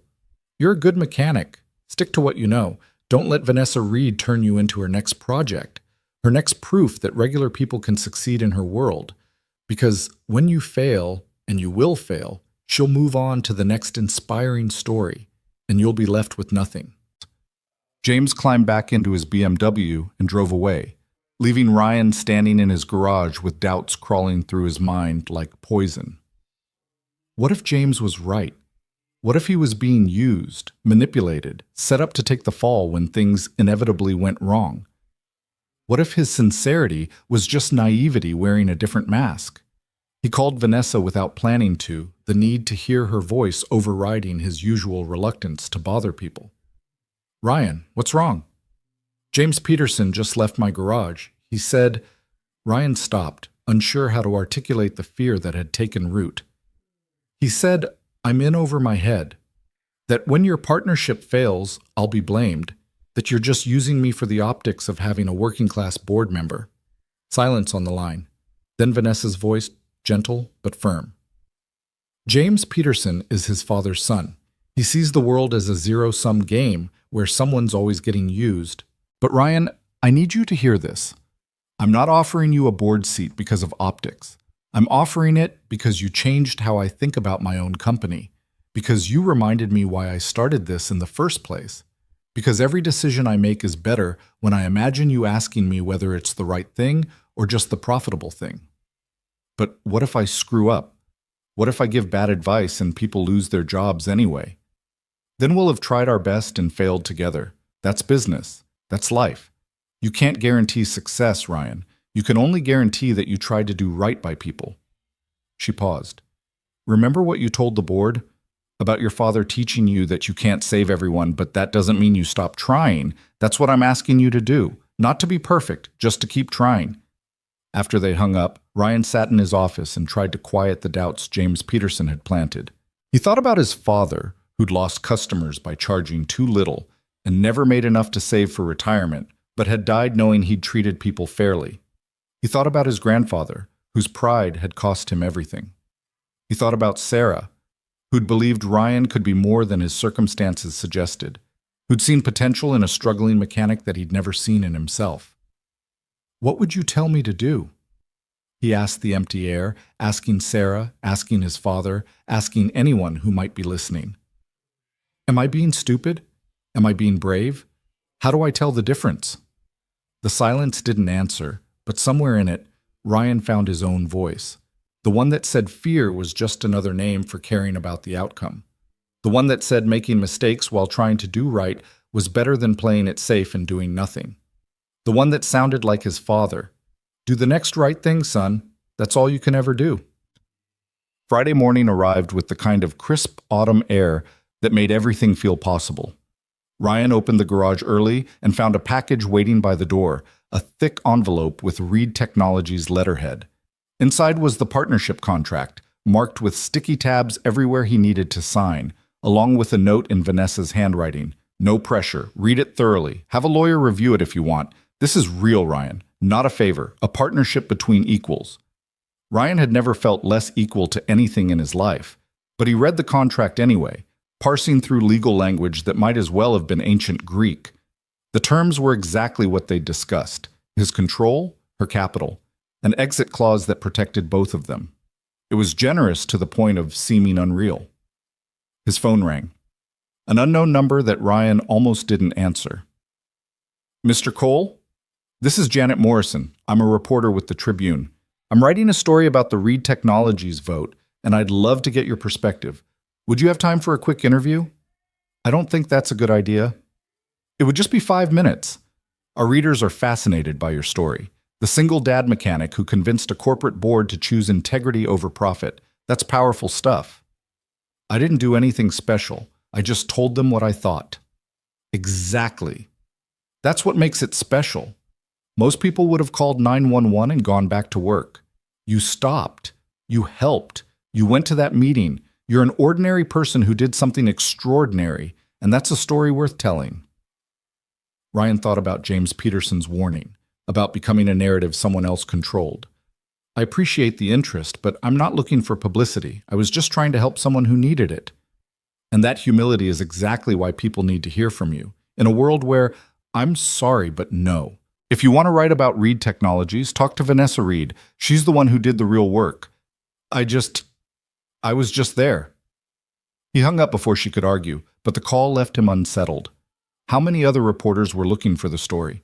How long before this garage was filled with cameras and questions instead of cars and quiet work? At 2:00 p.m., Ryan closed the garage early and went upstairs to shower and change. This time he put on his best jeans and the shirt Sarah had bought him for their last anniversary, dark blue, still crisp because he'd worn it maybe twice since she died. Looking in the mirror, he saw a man who was trying. That would have to be enough. He arrived at Ridgemont Elementary at 2:47 p.m., 13 minutes early for the second time in a week. A personal record. Mia was waiting outside her classroom, swinging her legs from a bench, her face lighting up when she saw him. "Daddy, you came!" "Of course I came, I promised." Ryan knelt down to her level. "How was your day?" "Good. We had a math test and I think I did really good. Miss Patterson said you could come in now." Miss Patterson's classroom was organized chaos. Colorful posters about reading and kindness, student artwork covering every available surface, a sense that learning happened here despite the system's best efforts to make it sterile. The teacher herself was younger than Ryan expected, maybe early 30s, with kind eyes that had seen too many broken promises from well-meaning parents. "Mr. Cole, thank you for coming." She gestured to a small chair beside her desk. Adult-sized people were clearly an afterthought in elementary school furniture design.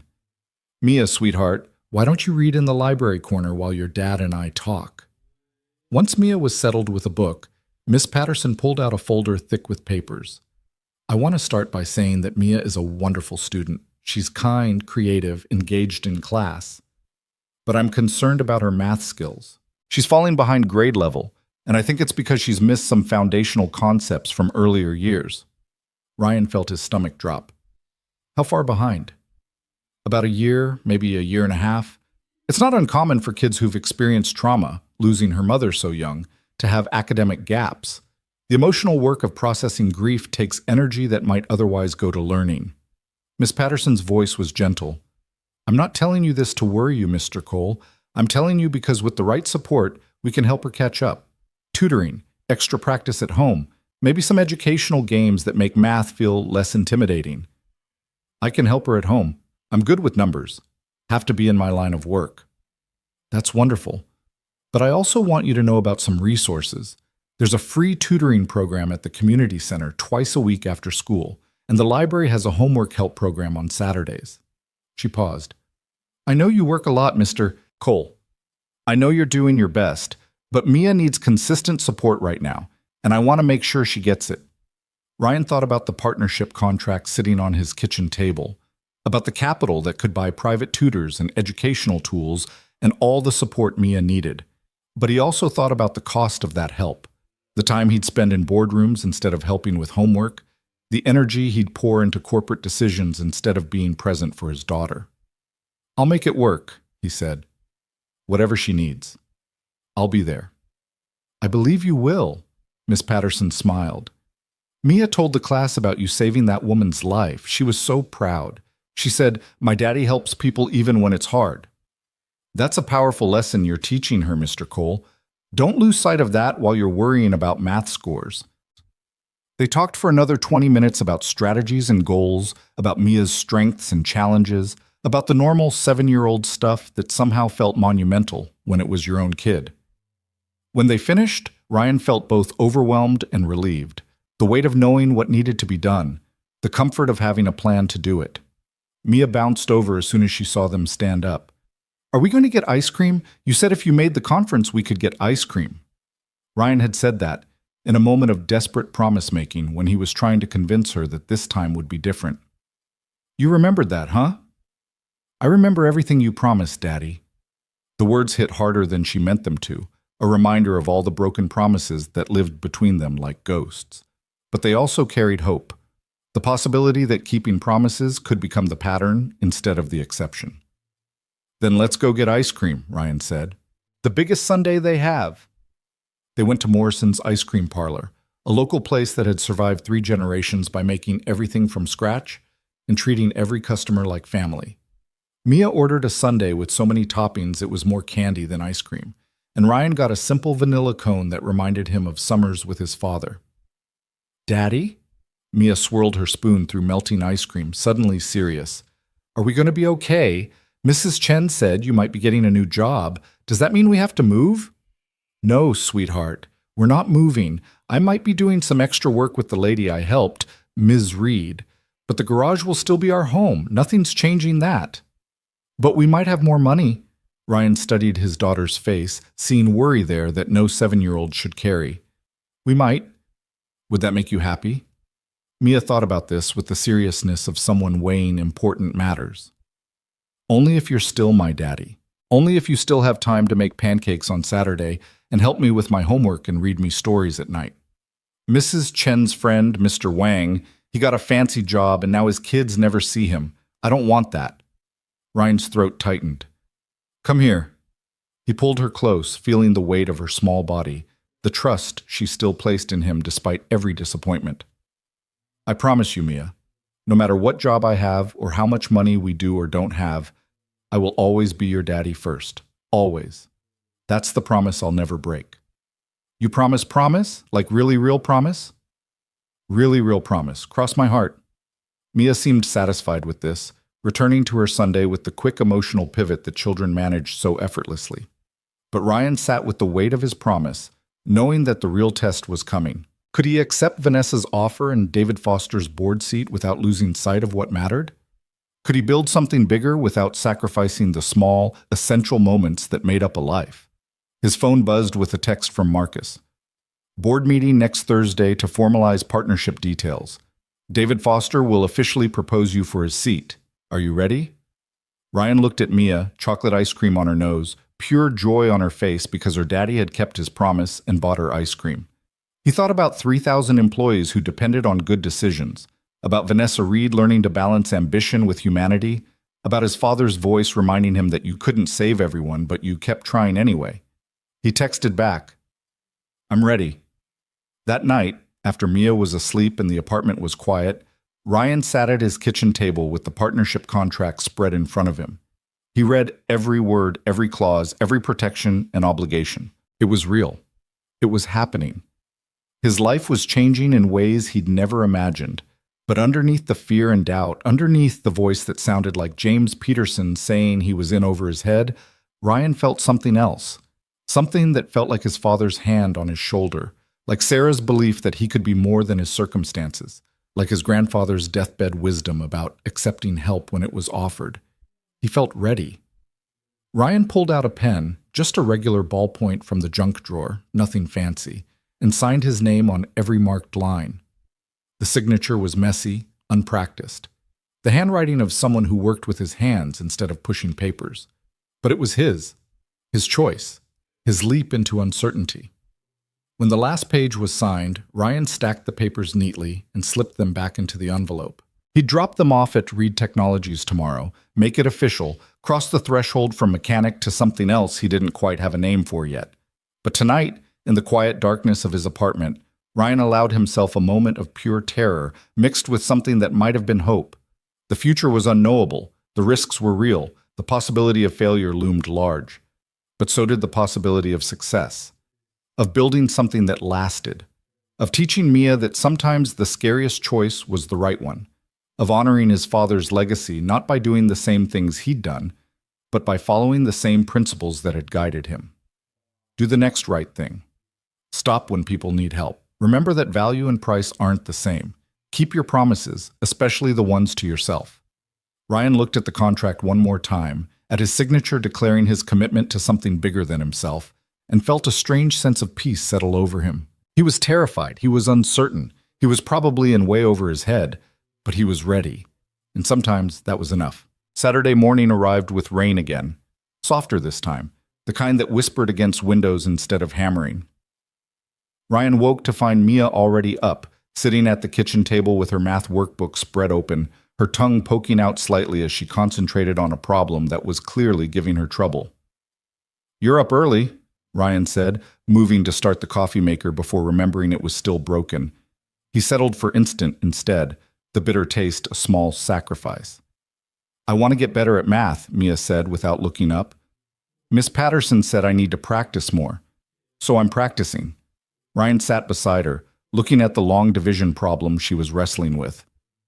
Want some help? Can you do math? Real math, not just the adding kind. I do math every day, sweetheart. When I'm figuring out how much a repair will cost, or measuring parts, or calculating time, that's all math, just in disguise. He pulled the workbook closer. Let me show you a trick my dad taught me. They spent the next hour working through problems together, and Ryan discovered that teaching math to a 7-year-old required a patience he didn't know he possessed. But every time Mia's face lit up with understanding, every time she solved a problem on her own and looked to him for approval, something in Ryan's chest expanded. This was what mattered. Not boardrooms or business deals, but this.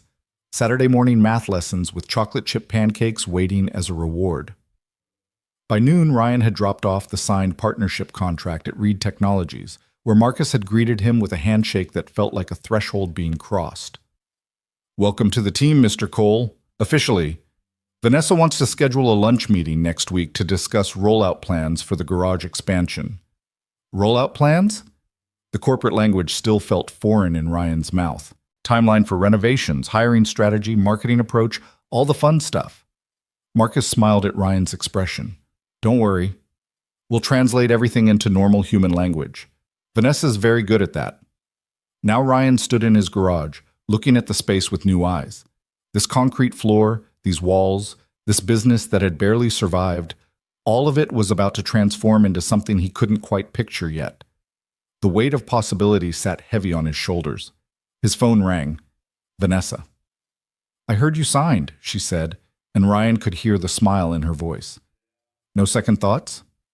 About 1,000 second thoughts, but I signed anyway. That's called courage, Ryan, or stupidity. Sometimes they look the same. She laughed, the sound lighter than he'd heard from her before. I wanted to invite you and Mia to dinner tonight. Nothing formal, just Sophia and me and some truly mediocre takeout. She wants to meet the man who saved her mother's life. Ryan's first instinct was to decline, to maintain the professional distance he assumed was appropriate. But then he thought about Mia, who'd been asking about the rich lady all week, and about Vanessa's daughter who'd flown home to be with her mother after years of distance. We'd like that, he heard himself say. What time? That evening, Ryan dressed Mia in her nicest outfit, a purple dress Sarah had bought her that was getting too small, but still fit well enough, and drove to an address Marcus had texted him in a neighborhood where houses had names instead of numbers. The Reed residence was smaller than Ryan expected, a tasteful brownstone that whispered wealth instead of shouting it. Sophia answered the door, and Ryan saw immediately where Vanessa's determination came from. The girl was 16, but carried herself with a confidence that seemed earned rather than inherited. Mr. Cole, I'm Sophia. Mom's in the kitchen pretending she knows how to cook. Fair warning, she doesn't. I heard that, Vanessa's voice called from somewhere inside. Sophia grinned and stepped aside. Come in. Is this Mia? Mom said you were 7. I was 7 once. It's a good age. Mia, normally shy around strangers, seemed charmed. You're really tall. You'll be tall too someday, possibly taller than me. The universe is full of possibilities. Sophia led them through a house that felt more like a home than Ryan had anticipated. Books scattered on tables, photographs covering the walls, the comfortable messiness of people actually living rather than just displaying wealth. Vanessa emerged from the kitchen wearing jeans and a sweater, her hair pulled back, looking more human than Ryan had ever seen her. I hope you like Thai food. I attempted to cook and Sophia staged an intervention, so we ordered in. Thai food is perfect, Ryan said, and meant it. Dinner was chaotic in the best way. Sophia and Mia hit it off immediately, the teenager showing the younger girl her phone and some game that involved animated cats, while Vanessa and Ryan sat across from each other and talked about everything except business. They talked about raising daughters alone, about the impossible balance of work and parenting, about the guilt that came with every choice that took you away from your child. The night before my surgery, Vanessa said quietly, while the girls were distracted, I was sitting in my office at 2 in the morning, preparing for that board meeting, and my phone rang. It was Sophia. She'd had a nightmare. Still gets them sometimes, and she wanted to talk to her mom. But I was so focused on the presentation that I told her I'd call her back in an hour. She stared at her plate. I never called back. I got so absorbed in work that I forgot. And the next morning, I collapsed. And all I could think while I was lying on that pavement was, what if those were the last words my daughter heard from me? I'll call you back. But they weren't, Ryan said. You got another chance. Because you stopped. Because you chose to help instead of walking past. Vanessa met his eyes. I've been thinking about that a lot. How many times I've walked past people who needed help because I was too busy, too focused on whatever seemed urgent. How many chances I've missed to be the kind of person I thought I was. Ryan thought about all the times he'd made similar choices, promising Mia he'd be home for dinner and arriving 3 hours late, missing school plays and parent nights because some customer needed their car. We all do it. We all convince ourselves that the urgent thing is the important thing. But you stopped. You had somewhere to be, Mia's conference, and you stopped anyway. And missed the conference. Let's not make me into some kind of saint here. I disappointed my daughter to help a stranger. That's not exactly heroic. But you rescheduled. You showed up the next time. You made it right. Vanessa leaned forward. That's what I'm learning, Ryan. It's not about being perfect. It's about being present when it matters, and fixing it when you mess up. Sophia and I, we're trying to do that now. Make up for lost time. Have actual conversations instead of just logistics about school and schedules. Sophia appeared at that moment, Mia in tow. Mom, Mia wants to see your office. Can we show her? Of course. Vanessa stood, wincing slightly, the surgery still healing. Come on, I'll give you the grand tour. The office was upstairs and it was impressive in its contradictions. High-tech equipment mixed with children's drawings, business awards sharing shelf space with soccer trophies and science fair ribbons. It was the office of someone trying to hold together two competing versions of themselves. Mia gravitated immediately to a photograph on the desk. Vanessa and a younger Sophia, maybe 5 or 6, both laughing at something off camera. You look happy here. We were, Vanessa said softly. That was before I got so busy that I forgot how to stop and be happy. But we're working on it now, right, Soph? We're working on it, Sophia agreed, and something in her voice suggested forgiveness was happening, slowly but surely. Later, after Mia had fallen asleep on Vanessa's couch and Ryan was carrying her to the truck, Sophia stopped him at the door. Thank you, Mr. Cole, for saving my mom. I know you probably hear that a lot now, but I mean it. She's different since the surgery, more present. Like she remembered she has a daughter who needs her. She never forgot, Ryan said. Sometimes we just lose sight of things when we're scared of failing at them. Being a parent is terrifying. We all mess it up in different ways. Yeah, but you stopped when she needed help. That's not nothing. Sophia hugged him quickly, fiercely. Take care of your little girl. She's lucky to have you. Driving home through quiet streets, Mia asleep in the passenger seat, Ryan thought about luck and choices and the thin line between them. Was he lucky that Vanessa had collapsed outside his garage? Lucky that he'd stopped? Or had he simply made a choice that had rippled out in ways he couldn't have predicted? Sunday passed in the comfortable routine of laundry and grocery shopping and homework help, but Monday brought reality crashing back. Ryan opened the garage to find a news van parked across the street and a reporter approaching with a cameraman in tow. Mr. Cole, Janet Morrison from the Tribune. I know you declined an interview before, but our readers are really interested in your story. Just 5 minutes? No, thank you, but no. Ryan moved to unlock the garage door. What about your daughter? How does she feel about her father becoming a business leader? Does she understand the significance? Ryan turned, and something in his expression made the reporter take a step back. My daughter is off limits. You want to write about me? Fine. But you leave her out of it. She's 7 years old and she deserves to be a kid, not part of anyone's narrative. Of course, I didn't mean... You meant exactly what you said. Now please leave my property before I call the police. The news van left, but Ryan stood outside his garage for a long moment, feeling exposed in a way he'd never experienced. This was the cost of visibility, he realized. The price of stepping into a world where people thought they had a right to your story. His phone rang. David Foster. Ryan, I saw the news crew outside your garage. Marcus told me they've been bothering you. I wanted to apologize. This is my fault. I mentioned your name to a friend who's a business journalist, and apparently it spread from there. It's fine. I handled it. I know you did, but I also know that kind of attention can be invasive. If it continues, let me know. I have lawyers who specialize in privacy issues. One of the perks of being a cranky old man with resources, I can make annoying people go away. David's voice softened. How are you feeling about Thursday, the board meeting? Terrified, excited, mostly terrified. Good. That means you're taking it seriously. The ones who aren't scared are usually the ones who shouldn't be there. David paused. I'm going to sponsor your nomination, which means I'll speak on your behalf. But they'll ask you questions about your background, your vision, why you want to serve. Just be honest. Tell them what you told us in that first meeting. That's all they need to hear.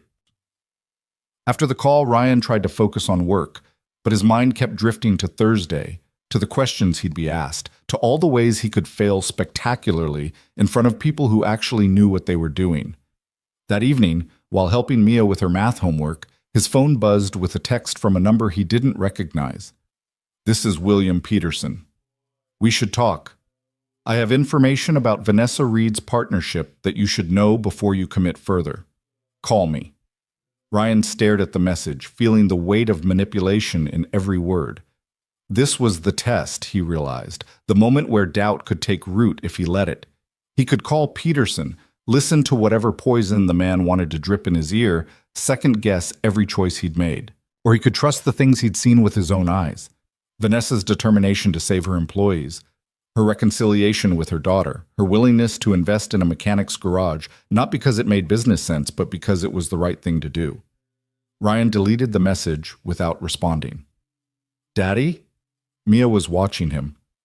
Are you okay? Yeah, sweetheart. Just remembering something my dad used to say. What did he say? He said that when people try to make you doubt the good things in your life, it's usually because they can't have good things themselves.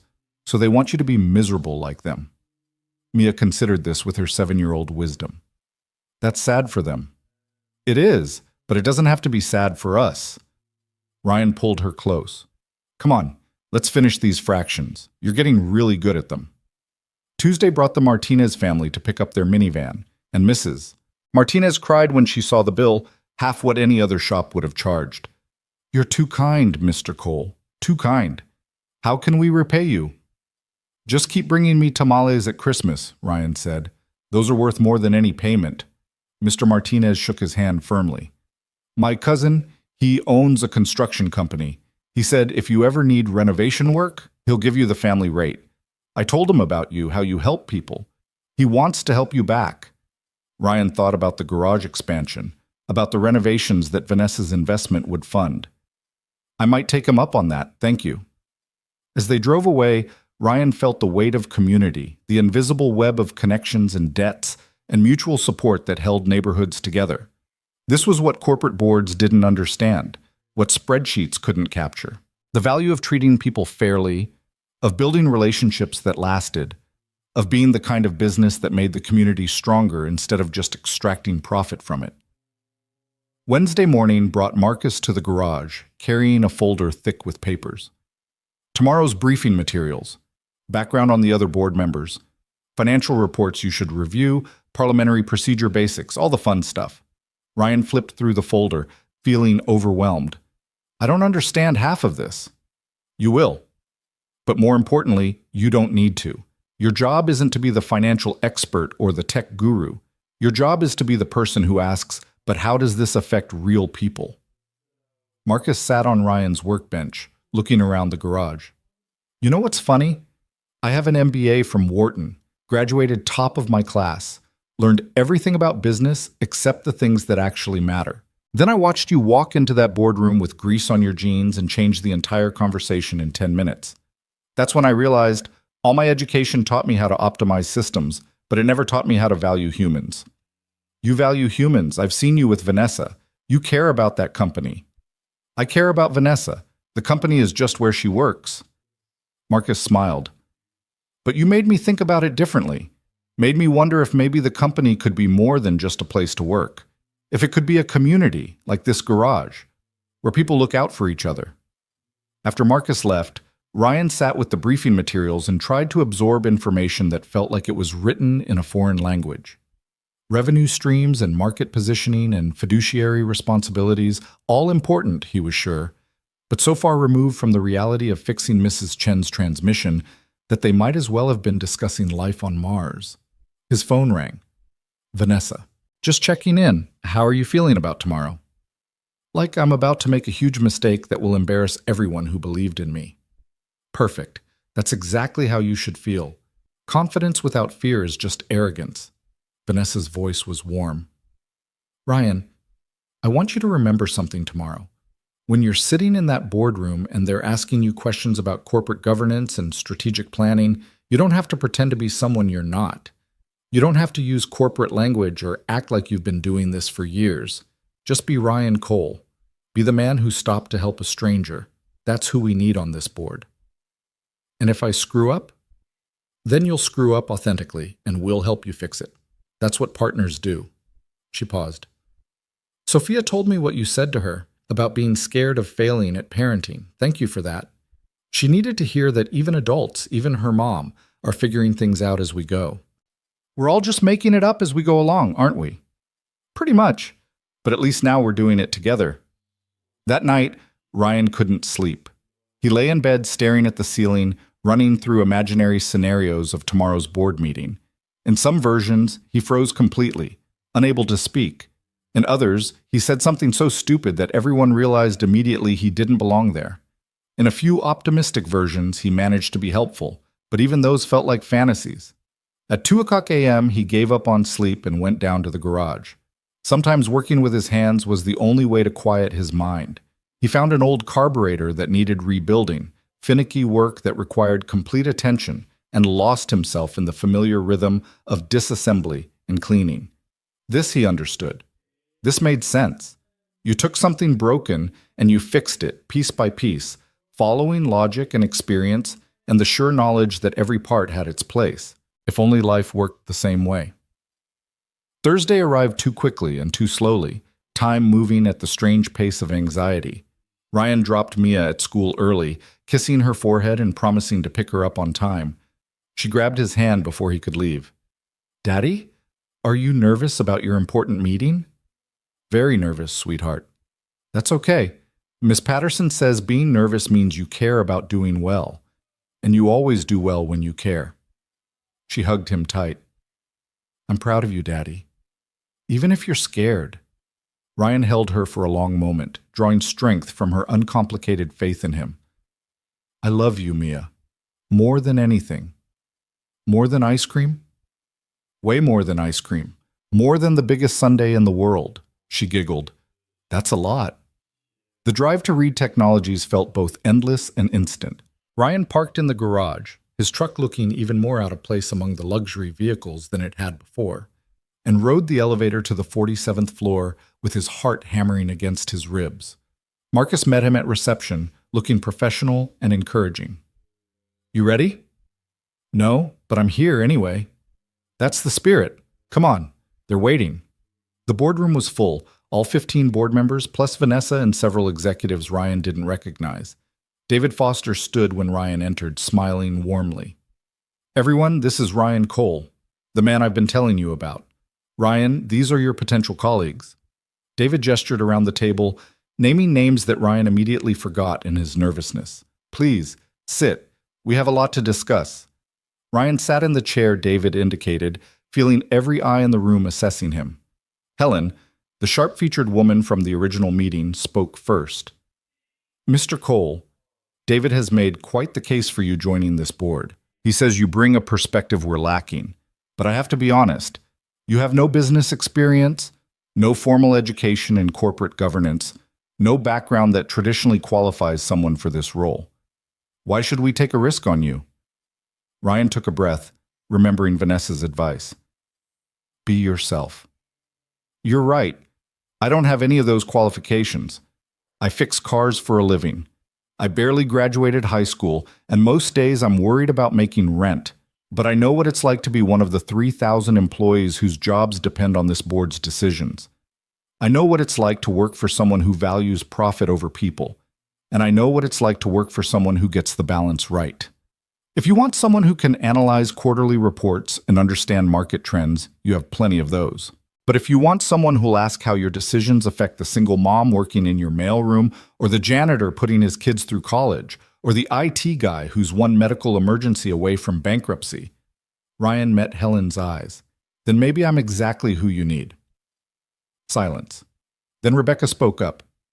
Last month, we were considering a cost-cutting measure that would have eliminated our employee gym and cafeteria subsidies, would have saved us about $2 million annually. The debate was purely financial, pros and cons on paper.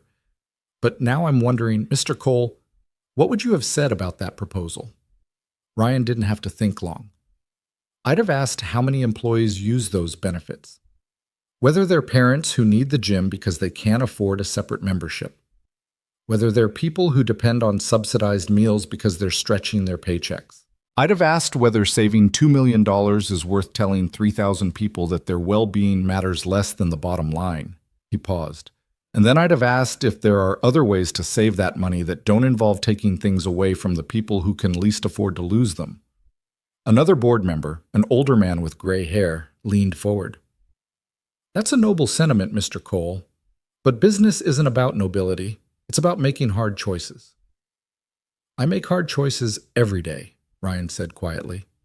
Every time someone comes to my garage with a car they can't afford to fix, I choose between charging them what the work is worth and charging them what they can pay. Every time I stay late to finish a job instead of getting home to my daughter, I choose between my business and my family. Hard choices aren't unique to boardrooms. But the difference is, when I make a choice that hurts someone, I have to look them in the eye the next day. I can't hide behind quarterly reports or market pressures. I have to own it. He looked around the room. Maybe that's what this board needs. Someone who remembers that every decision affects real people with real lives. Someone who can't forget that because he lives that reality every single day. The questions continued for another hour about his vision for the company, his understanding of fiduciary duty, his ability to commit the time required. Ryan answered as honestly as he could, admitting when he didn't know something, asking questions when he needed clarification, refusing to pretend expertise he didn't possess. Finally, David stood. I think we've heard enough to make a decision. Ryan, if you could step outside for a few minutes while we discuss and vote? Ryan found himself in the hallway, pacing like an expectant father, while inside the boardroom his future was being decided by people he'd just met. Marcus appeared with water and an encouraging smile, but didn't offer false optimism. Whatever happens, Marcus said, you did great in there. You were authentic. That matters. 15 minutes felt like hours. Then the door opened and David beckoned him back inside. Ryan walked in on shaking legs, trying to read the room's expression and finding nothing but professional neutrality. David waited until Ryan was seated before speaking. The board has voted on your nomination. The result was... He paused, and Ryan felt his heart stop. 11 in favor, 4 opposed. Welcome to the board, Mr. Cole. The room erupted in applause, and Ryan sat frozen, unable to process what had just happened. He was a board member, him, a mechanic with a struggling garage and $37 in the bank. He was going to help make decisions that affected thousands of lives. The terror of that responsibility crashed over him like a wave. Vanessa appeared at his side, smiling. Congratulations. You earned this. I have no idea what I'm doing, Ryan whispered. None of us do. We're all just figuring it out as we go. She squeezed his shoulder. But now you get to figure it out with us. Welcome to the team. The rest of the meeting passed in a blur. Paperwork to sign, schedules to coordinate, a crash course in board procedures that went over Ryan's head. But through it all, he kept coming back to one thought. He'd done it. He'd taken the risk. He'd said yes to possibility. Now came the hard part, living up to it. Ryan picked up Mia from school that afternoon with 15 minutes to spare, and the look of surprise on her face when she saw him waiting early made his chest ache with guilt and determination in equal measure. She ran to him with her backpack bouncing, her smile bright enough to chase away the lingering anxiety from the board meeting. You're early again. That's twice in 1 week. Getting to be a habit, Ryan said, lifting her up despite her protests that she was too old for that. How was your day? Good. I got 100 on my math quiz. Miss Patterson said I'm improving. Mia's pride was palpable. Did you have your important meeting, the one that made you nervous? I did. It went well. Does that mean you got the job? Ryan set her down, kneeling to her level. Yeah, sweetheart, I got the job. I'm going to be helping Ms. Reed and her company make good decisions. But that doesn't change anything between us. I'm still going to be here for you. Still going to help with homework and make pancakes and be your dad first. Always first. Mia threw her arms around his neck. I know, Daddy. You promised. And you keep your promises now. The weight of those words, you keep your promises now, settled over Ryan like both a benediction and a challenge. He was being given credit for 2 successful weeks, as if that erased 3 years of broken commitments. But maybe that was how trust rebuilt itself. One kept promise at a time until the pattern shifted from disappointment to reliability. They celebrated with burgers and milkshakes at Morrison's Diner, the same place his father used to take him after Little League games. Mia chattered about school and friends and a boy named Tommy who pulled her hair but she thought maybe liked her. And Ryan listened with the full attention of someone who'd learned that these moments were the ones that actually mattered. His phone buzzed with a text from Vanessa. First official board meeting is 2 weeks from today. Between now and then, I'd like you to shadow me for a few days. See how the company actually operates. Meet the people your decisions will affect. Are you available? Ryan looked at Mia, at her innocent joy in this simple dinner, and felt the old familiar pull between responsibility and presence. But this was different, he told himself. This wasn't choosing work over family. This was building something that would give Mia security, opportunity, a future where she didn't have to worry about rent or broken coffee makers or whether they could afford new school clothes. He texted back, I can do mornings, need to be available for school pickup and evenings. Will that work? The response came immediately. Perfect. That's exactly the kind of boundary setting we need more of. See you Monday at 8 a.m. That night, after Mia was asleep, Ryan sat at his kitchen table with a notebook and tried to wrap his mind around what his life had become. 3 weeks ago, his biggest concerns were fixing transmissions and making rent. Now he was a board member of a tech company and a partner in a business expansion that would transform his garage into something he barely recognized. The fear of losing himself in all this change sat heavy in his chest. What if James Peterson had been right? What if he was just Vanessa's project, her proof that regular people could succeed in her world, destined to fail spectacularly when reality reasserted itself? Ryan's phone rang. David Foster. I hope I'm not calling too late. I wanted to check in, see how you're processing everything. Honestly, I'm terrified I'm going to let everyone down. Good. David's voice was warm with approval. The ones who aren't scared are usually the ones who fail. Fear means you understand the stakes. Now let me tell you something about being on a board. Your job isn't to have all the answers. It's to ask the right questions. To be the voice that says, wait, have we thought about this? To slow down the rush to decision-making long enough to consider consequences. That's it? Just ask questions? That's everything. Most disasters in business happen because everyone in the room is thinking the same way. You bring a different way of thinking. Use it. David paused. And Ryan, don't lose sight of who you are in the process. The moment you start trying to sound like everyone else in that boardroom is the moment you stop being valuable. Over the weekend, Ryan threw himself into work at the garage with renewed focus. He had the Martinez cousin, Luis, come by to assess renovation possibilities, and the burly contractor walked the space with a professional eye that saw potential where Ryan only saw limitations. You could expand into the lot next door, Luis suggested. It's been empty for 2 years. Owner might sell cheap. Add another 3 bays, a real customer waiting area, maybe a small office upstairs for your paperwork. He scribbled numbers on a pad. With your partner's investment and my family rate, you could have a first-class operation here. Keep the soul of the place, but give it room to grow. Ryan imagined it. A bigger space that could serve more customers, hire more people, become a real community hub instead of just a struggling one-man show. But he also imagined losing the intimacy that made Kohl's Auto Repair what it was. The personal connection with every customer, the ability to know everyone's story. Can we do it without losing what makes this place special? Ryan asked. Luis smiled. That's up to you, amigo. The building doesn't make a place special. The people do. You hire good people who share your values, you train them right, you treat them fair. That's what keeps the soul alive. He clapped Ryan on the shoulder. Think about it.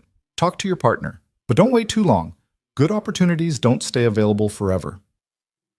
Monday morning arrived with crisp autumn air that smelled like change. Ryan dropped Mia at school and drove to Reed Technologies, his stomach churning with anticipation. Vanessa met him in the lobby, looking professional in a sharp suit but moving more easily now, the surgery fully healed. Ready for the grand tour? As ready as I'll ever be?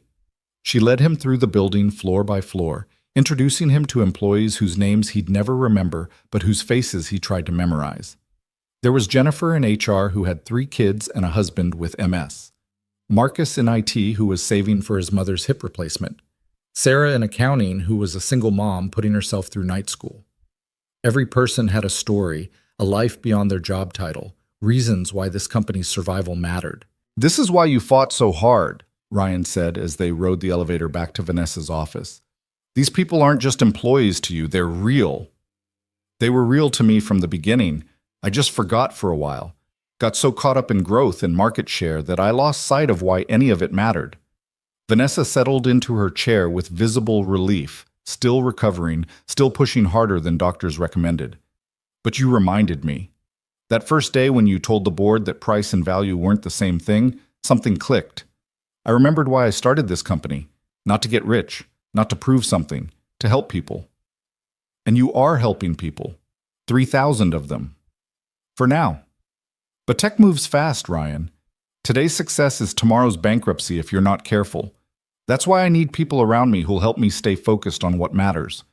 Who'll ask the hard questions when I'm chasing the shiny new thing. She pulled out a folder. Which brings me to your first assignment as a board member. Ryan opened it to find financial projections and strategic plans that might as well have been written in hieroglyphics.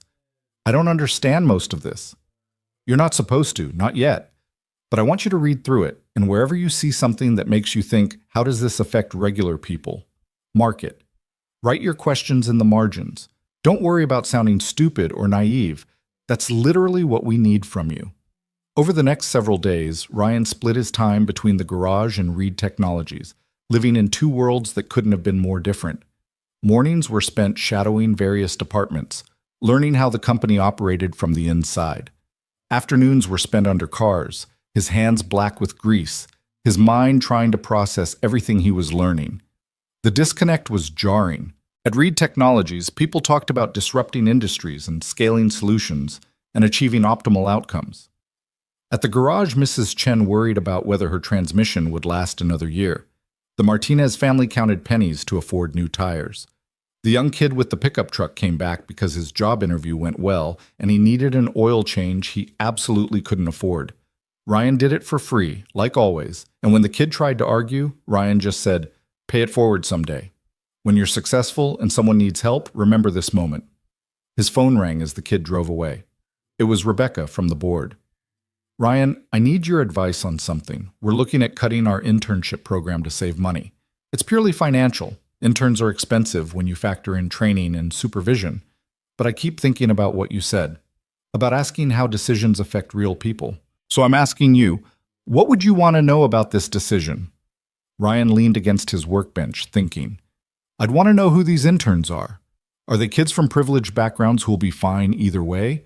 Or are they first-generation college students who need this opportunity to break into the industry? I'd want to know what happens to them if the program disappears. Do they have other options, or is this their only shot? Most of them are from underprivileged backgrounds. We specifically recruit from community colleges and state schools. For a lot of them, this is their entry point into tech careers. Then I'd ask if there are other ways to save that money. Ways that don't involve closing a door that might be the only one some kids can walk through." Rebecca was quiet for a moment. "That's what I thought you'd say. Thank you. I'm going to push back on this proposal. We'll find the savings somewhere else." After she hung up, Ryan stood in his garage and felt the weight of responsibility settle more firmly on his shoulders. He'd just influenced a decision that would affect dozens of young people he'd never meet. That kind of power was terrifying and humbling in equal measure. The weeks blurred together in a strange new rhythm. Ryan's mornings belonged to Reed Technologies, board meetings and strategy sessions and endless learning curves. His afternoons belonged to the garage, where he was finalizing plans with Luis for the expansion. His evenings belonged to Mia, sacred time that he guarded fiercely despite the growing demands on his attention. The garage renovation began on a Monday in late October. Luis and his crew arrived at dawn, and Ryan stood watching them mark out new walls and expanded bays with a mix of excitement and grief. This building had been his father's, his grandfather's. Changing it felt like erasing their memory even as it honored their legacy. "You okay, boss?" Luis asked, noticing Ryan's expression. "Just thinking about my dad, wondering what he'd say about all this. He'd probably say the same thing my father told me when I took over his construction business. Don't preserve it like a museum. Make it better. That's how you honor the people who came before, by building on what they started." Luis squeezed Ryan's shoulder. "Your father taught you to help people. Now you're just helping more of them. That's not betraying his memory. That's fulfilling it." Ryan worked alongside the construction crew whenever he could, his hands remembering the satisfaction of physical labor even as his mind grappled with corporate complexities. There was something grounding about hammering nails and lifting beams, something real that balanced out the abstract nature of board meetings and strategic planning. Mia loved the construction chaos. She'd come by after school and wear a tiny hard hat Luis had bought her, watching the progress with 7-year-old wonder. "It's getting so big, Daddy. Are we going to have lots of people working here?" "Maybe someday. Would you like that?" "Only if they're nice like you, if they help people even when it's hard." Ryan made that his hiring criteria when the time came. He interviewed mechanics from all over the city, looking for technical skill but prioritizing character. He hired Tommy Chen, Mrs. Chen's nephew, who just graduated from vocational school and needed his first real job. He hired Maria Santos, a single mother who'd been working at a chain shop that treated her like a replaceable part. He hired David Washington, an older mechanic who'd been laid off when his previous employer closed and was convinced his age made him unemployable. "Why are you hiring me?" David asked, suspicious of good fortune. "I'm 63. Most shops want young guys they can mold." "Yeah, I want someone who remembers when customer service meant something. Someone who knows that the job isn't about turning wrenches. It's about helping people get where they need to go." Ryan shook his hand. "Besides, my father was 67 when he died. Still the best mechanic I ever knew. Age isn't the problem. Forgetting why you do the work, that's the problem." By mid-November, Cole's Auto Repair had transformed. 3 new bays, a comfortable waiting area with actual magazines and decent coffee, a small office where Ryan could handle the business side of things without feeling like he was drowning in paperwork. But the soul remained. The photos of his father and grandfather on the wall, the commitment to fair pricing, the belief that every customer deserved respect regardless of their bank account. The grand reopening fell on a Saturday, and the neighborhood turned out in force. Mrs. Chen brought her whole extended family. The Martinez family made tamales for everyone. David Foster showed up in jeans and a work shirt, looking more relaxed than Ryan had ever seen him. Vanessa came with Sophia, both of them laughing at something on Sophia's phone. Their relationship visibly healed. Mia insisted on cutting the ribbon, and as Ryan watched his daughter's gap-toothed smile beneath a crisp November sky, he felt something shift inside him. This was real. This was happening. He'd taken a risk, and it was paying off in ways he never could have imagined. "Speech," someone called from the crowd, and suddenly everyone was looking at him expectantly. Ryan wasn't prepared for this, but he climbed onto the small platform Luis had built and looked out at the faces gathered, neighbors and customers and new employees and board members from 2 different worlds somehow occupying the same space. "I'm not good at speeches," he started, and several people laughed. "But I wanted to say thank you. 3 months ago, I was barely keeping this place running. I was choosing between fixing cars and feeding my daughter. I was breaking promises because I didn't have enough hours in the day or dollars in the bank, and I thought that was just how life was going to be, surviving instead of living, getting by instead of thriving." He found Vanessa in the crowd. "Then someone collapsed outside my garage, and I made a choice to stop and help even though I had somewhere else to be. even though it wasn't convenient, even though it scared me. And that choice changed everything. Ryan looked at Mia, who was watching him with shining eyes. My father taught me that you can't save everyone, but that doesn't mean you stop trying to save the ones you can. He taught me that value and price aren't the same thing. He taught me that how you treat people when no one's watching is who you really are. His voice thickened. I hope I'm teaching my daughter the same things. That kindness matters, that keeping promises matters, that stopping to help when someone needs it isn't weakness or foolishness. It's the whole point. The crowd was silent, and Ryan realized he was crying, tears streaming down his face in front of everyone. So thank you. Thank you for believing in this place. Thank you for believing in me. Thank you for showing me that sometimes the scariest choice is the right one. And thank you for reminding me that success isn't measured in money. It's measured in promises kept and lives changed when someone chooses to stop and help. The applause was thunderous, and Mia ran to hug him, her small body pressed against his legs. Vanessa was crying too, and David Foster and half the crowd. It was messy and emotional and perfect. Later, after the crowd had dispersed and the sun was setting, Ryan sat on the hood of his truck with Mia beside him, looking at the newly expanded garage that bore his family's name. Daddy, are you happy? Ryan thought about that question. 3 months ago, happiness had felt like an impossible luxury, something for people whose lives weren't balanced on a knife's edge. But now, watching his daughter swing her legs and smile at him with absolute trust, he realized happiness wasn't about having everything figured out. It was about being present for the moments that mattered. Yeah, sweetheart, I'm happy. Me too. I like our new garage, and I like that you're home more now, and I like that you keep your promises. She leaned against him. Can we get ice cream to celebrate? We absolutely can. They drove to Morrison's ice cream parlor, and Ryan let Mia order whatever she wanted. The most ridiculous sundae on the menu, complete with 3 types of toppings and a sparkler on top. He got his simple vanilla cone and watched her joy with the contentment of someone who'd finally figured out what mattered. His phone buzzed. A text from Vanessa. Beautiful speech today. You made me remember why I started this journey. Thank you for that. For everything. Ryan typed back, You gave me a chance when I didn't deserve one. Changed my life and my daughter's life. I'm the one who should be thanking you. Her response came quickly. We saved each other. That's how this works. See you at the board meeting Tuesday. We have big things to discuss. Tuesday's board meeting was Ryan's first as an official member rather than a guest, and he sat at the table feeling both more comfortable and more responsible than he had before. The agenda included the usual financial reports and strategic updates, but then Vanessa introduced something new. I want to propose a new company initiative, she said. Something Ryan's reopening speech made me think about. We're a successful company now, generating good profits. I think it's time we formalized our commitment to the community.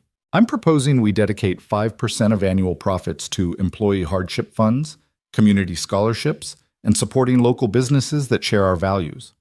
One of the board members, a finance expert whose name Ryan could never remember, immediately objected. 5% is significant. That's money that could go to R&D or expansion or increase dividends for shareholders. Or, Ryan heard himself say, it could go to making sure we're the kind of company people are proud to work for, the kind that remembers where it came from and helps others rise too. He looked around the table. How many of you got where you are because someone took a chance on you, gave you an opportunity you didn't quite deserve yet? I'm sitting here because Vanessa did that for me. Maybe we should be in the business of doing that for others. Rebecca nodded. I like this proposal. It differentiates us from competitors and creates loyalty that's worth more than 5% of profits. The discussion continued for another 30 minutes, but ultimately the vote passed, 9 in favor, including all 4 members who'd initially opposed Ryan's board nomination. After the meeting, Helen approached him with something that might have been grudging respect. I voted against you joining this board, Mr. Cole. I thought you'd be out of your depth, that you'd slow us down with naive idealism. She extended her hand. I was wrong. You're exactly what we needed. Don't change. I'll do my best, Ryan said, shaking her hand and meaning it. Over the following months, Ryan settled into a routine that felt sustainable rather than desperate. The garage thrived under the new structure. Tommy and Maria and David turned out to be excellent hires who shared Ryan's commitment to treating customers fairly. Ryan's mornings were dedicated to board work and strategic planning, his afternoons to the garage, his evenings sacred for Mia. The hardship fund Vanessa had proposed became real, helping employees facing medical emergencies and family crises. The scholarship program opened doors for kids from neighborhoods like Ryan's who'd never dreamed of careers in tech. And slowly, incrementally, Reed Technologies became known not just for its innovation, but for its values. Christmas came with snow and celebration. Ryan bought Mia gifts without having to choose between presents and rent, a luxury that still felt unreal. They spent Christmas Eve at Vanessa's house, where Sophia taught Mia how to make cookies while the adults talked about everything except work. "I'm proud of you," Vanessa said quietly, watching the girls laugh in the kitchen. "You've exceeded every expectation. The other board members tell me they can't imagine the company without your perspective now. I'm just asking questions. You're doing so much more than that. You're changing how we think about success." Last week, when we were debating whether to open a new office in a wealthy suburb or an underserved neighborhood, what tipped the debate? Your question about where we could make the most difference rather than the most money. We're opening in the underserved neighborhood. That's because of you. Ryan watched Mia through the doorway, her face bright with flour and joy. She's doing better in school, math especially. Her teacher says she's caught up to grade level now. I think it's because I'm actually there to help her with homework every night. Because I'm keeping my promises. That's the real success, isn't it? Not the board seat or the expanded garage, just being present for your daughter. Yeah, everything else is just details. New Year's Eve arrived with the promise of fresh beginnings. Ryan closed the garage early and took Mia to the neighborhood celebration, a modest affair with hot chocolate and sparklers and a countdown led by Mrs. Chen with enthusiastic but off-key exuberance. At midnight, Ryan lifted Mia onto his shoulders so she could see the fireworks someone was illegally setting off 3 blocks away. "Make a wish, sweetheart." Mia closed her eyes tight. When she opened them, she looked down at her father. "I wish that next year is as good as this year, that you keep being happy, that we keep being together." Ryan's throat closed with emotion. "That's a good wish. What did you wish for?" "The same thing, basically. That I keep being the dad you deserve, that I keep my promises, that we build a life worth living, not just one worth surviving." As the new year began, Ryan reflected on the impossible journey that had brought him here. 6 months ago, he'd been a struggling mechanic with broken dreams and a daughter who'd learned not to count on his promises. Today, he was a board member of a thriving company, owner of an expanding business, and most importantly, a father who showed up when it mattered. All because he'd stopped to help a stranger on a rainy morning when walking away would have been easier. The spring board meeting brought news that the partnership Vanessa had fought for was exceeding projections. The merged companies were stronger together, their shared mission attracting talent and customers who wanted to support businesses with values. Meddyne, Peterson's company, had since acquired 3 other firms and gutted all of them exactly as Vanessa had predicted, validating the board's decision to bet on partnership over quick profit. "We made the right choice," David Foster said, his retirement from the board now just weeks away. "Not the easy choice, not the immediately profitable choice, but the right one." That's Ryan's legacy here, teaching us to trust that sometimes right and profitable can be the same thing if you're patient enough to let it develop. On David's last day, the board threw him a retirement party, and Ryan gave a speech that was more heartfelt than polished. "You gave me a chance when I had no business being in this room. You saw something in me that I didn't see in myself. You taught me that asking questions is more valuable than having answers, and that doubt is just another word for humility. Thank you for believing in a mechanic with big ideas and no experience. I hope I've justified that faith." David hugged him, this older man who'd become a mentor and friend. "You've exceeded it, son. Your father would be proud. Hell, I'm proud, and I barely know you. Keep being the conscience of this company. They need you." As summer approached, Kohl's Auto Repair celebrated its first full year under the new structure. The business was profitable, the employees were happy, and customers kept coming back not because they had to, but because they wanted to. Ryan had hired 2 more mechanics and was training them personally, passing on his father's lessons about treating customers with dignity and cars with respect. One Thursday afternoon, a woman pulled up in a luxury sedan that was making expensive sounds. She got out looking frustrated and worried, and Ryan approached with a friendly smile. "What can I help you with?" "My car's making this terrible noise, and I have a huge presentation in 2 hours. I called 3 shops, and they all said they couldn't see me for days. I don't know what to do." Ryan thought about another rainy day 6 months ago when a different woman had needed help with worse problems than car trouble. He thought about the choice to stop and how that choice had changed everything. "Let me take a look. Maybe it's something quick, and if not, we'll figure out a solution." That's what we do here. As he diagnosed the problem, a loose belt, 20 minutes to fix, Ryan realized this was his life now. Helping people solve problems, one person at a time. Sometimes in a garage with greasy hands, sometimes in a boardroom with uncomfortable questions, but always with the same fundamental approach. See people as human, treat them with dignity, value relationships over transactions. The woman tried to pay him double his quoted price, overwhelmed with gratitude that someone had helped when she was desperate. Ryan politely declined. "Just pay it forward. When someone needs help and you're in a position to give it, remember this moment. That's payment enough." After she left, Ryan stood in his garage and looked around at everything he'd built, or rather, everything that had been built through him when he'd been brave enough to say yes to possibility. The success wasn't his alone. It was Vanessa's for taking a risk on a stranger, David's for nominating him despite his lack of qualifications, Marcus's for believing that sometimes the best expertise is lived experience, his employees for sharing his vision of business as service rather than pure profit, but mostly, it was his father's. Every lesson about stopping to help, every reminder that value and price weren't the same, every moment of teaching Ryan that how you treat people when no one's watching defines who you really are, all of it had led to this moment. Mia arrived after school, now 8 years old and growing too fast, her math skills solid and her confidence blooming. "Daddy, guess what? I got picked for the advanced reading group." Ryan scooped her up despite her protests that she was too big for that now. "That's amazing, sweetheart. We're celebrating. Ice cream? Can Sophia come? She texted that she's home from school this weekend." Ryan called Vanessa, who immediately agreed to bring Sophia. They met at Morrison's, this unlikely family formed through crisis and choice, and the decision to keep showing up for each other. Sophia was 17 now and talking about colleges, considering schools that specialized in social work because she'd seen how her mother's company had changed when it started prioritizing people over profit. "I want to do something that matters," Sophia explained over her sundae. "Something that helps people like Mr. Cole helped my mom, like she helped him back. I want to be part of that cycle." Vanessa's eyes glistened with proud tears.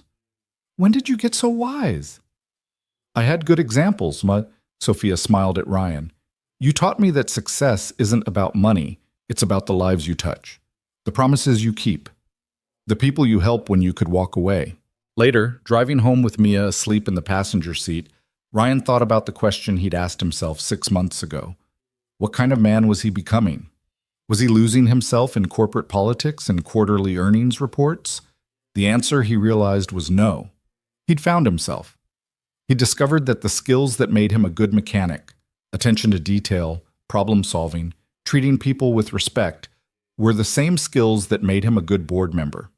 That his father's lessons about helping people weren't just quaint small business philosophy, but fundamental truths about how any organization should operate. The garage and the boardroom weren't competing worlds. They were complementary ones. Both required seeing people as humans rather than resources. Both demanded integrity when no one was watching. Both needed someone willing to ask the hard questions and make the hard choices. As Ryan pulled into his parking spot behind the garage, his legacy, his father's dream expanded but not betrayed, he felt a sense of peace that had eluded him for 3 years. Since Sarah died, he'd been surviving, just barely keeping his head above water. But now he was living, building, growing, becoming the father Mia deserved and the man his father had raised him to be. His phone buzzed with a text from David Foster. "Saw the quarterly reports. The company is thriving. Your influence is everywhere in their decisions now. Your father would be proud. I certainly am.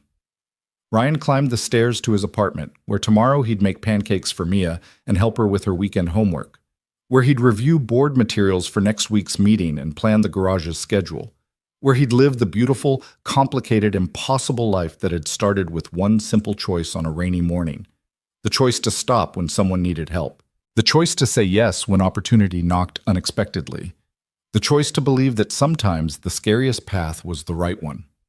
As Ryan checked on Mia one last time, her face peaceful in sleep, her dark curls spread across the pillow just like Sarah's used to be, he whispered a promise into the darkness. I'm going to keep showing up, keep trying, keep being present for the moments that matter. That's what success really means. Not money or power or prestige, just being there, just keeping promises, just stopping to help when someone needs it. Somewhere, he imagined his father smiling. Imagined Sarah proud of the man he was becoming. Imagined all the people whose lives had been touched by that one choice to stop. 3,000 employees with secure jobs, Vanessa and Sophia's relationship healed, his own daughter learning that promises could be kept and dreams could be real. And Ryan Cole, the single dad mechanic who'd taken a millionaire to the hospital and changed both their lives, finally understood what his father had tried to teach him all those years ago. You can't save everyone. But that doesn't mean you stop trying to save the ones you can, because sometimes, in the process of saving someone else, you save yourself too. And sometimes, just sometimes, one moment of choosing kindness over convenience, courage over fear, people over profit, sometimes that one moment changes everything. Ryan turned off the light and settled into bed, ready for whatever tomorrow brought, ready to keep his promises, ready to stop whenever someone needed help, ready to live instead of just survive, ready for all the moments that would matter. Because he finally understood. This was what it meant to have a life worth living. Not perfect, not easy, but real, present, true. And that, Ryan thought, as sleep claimed him, was worth more than all the money in the world.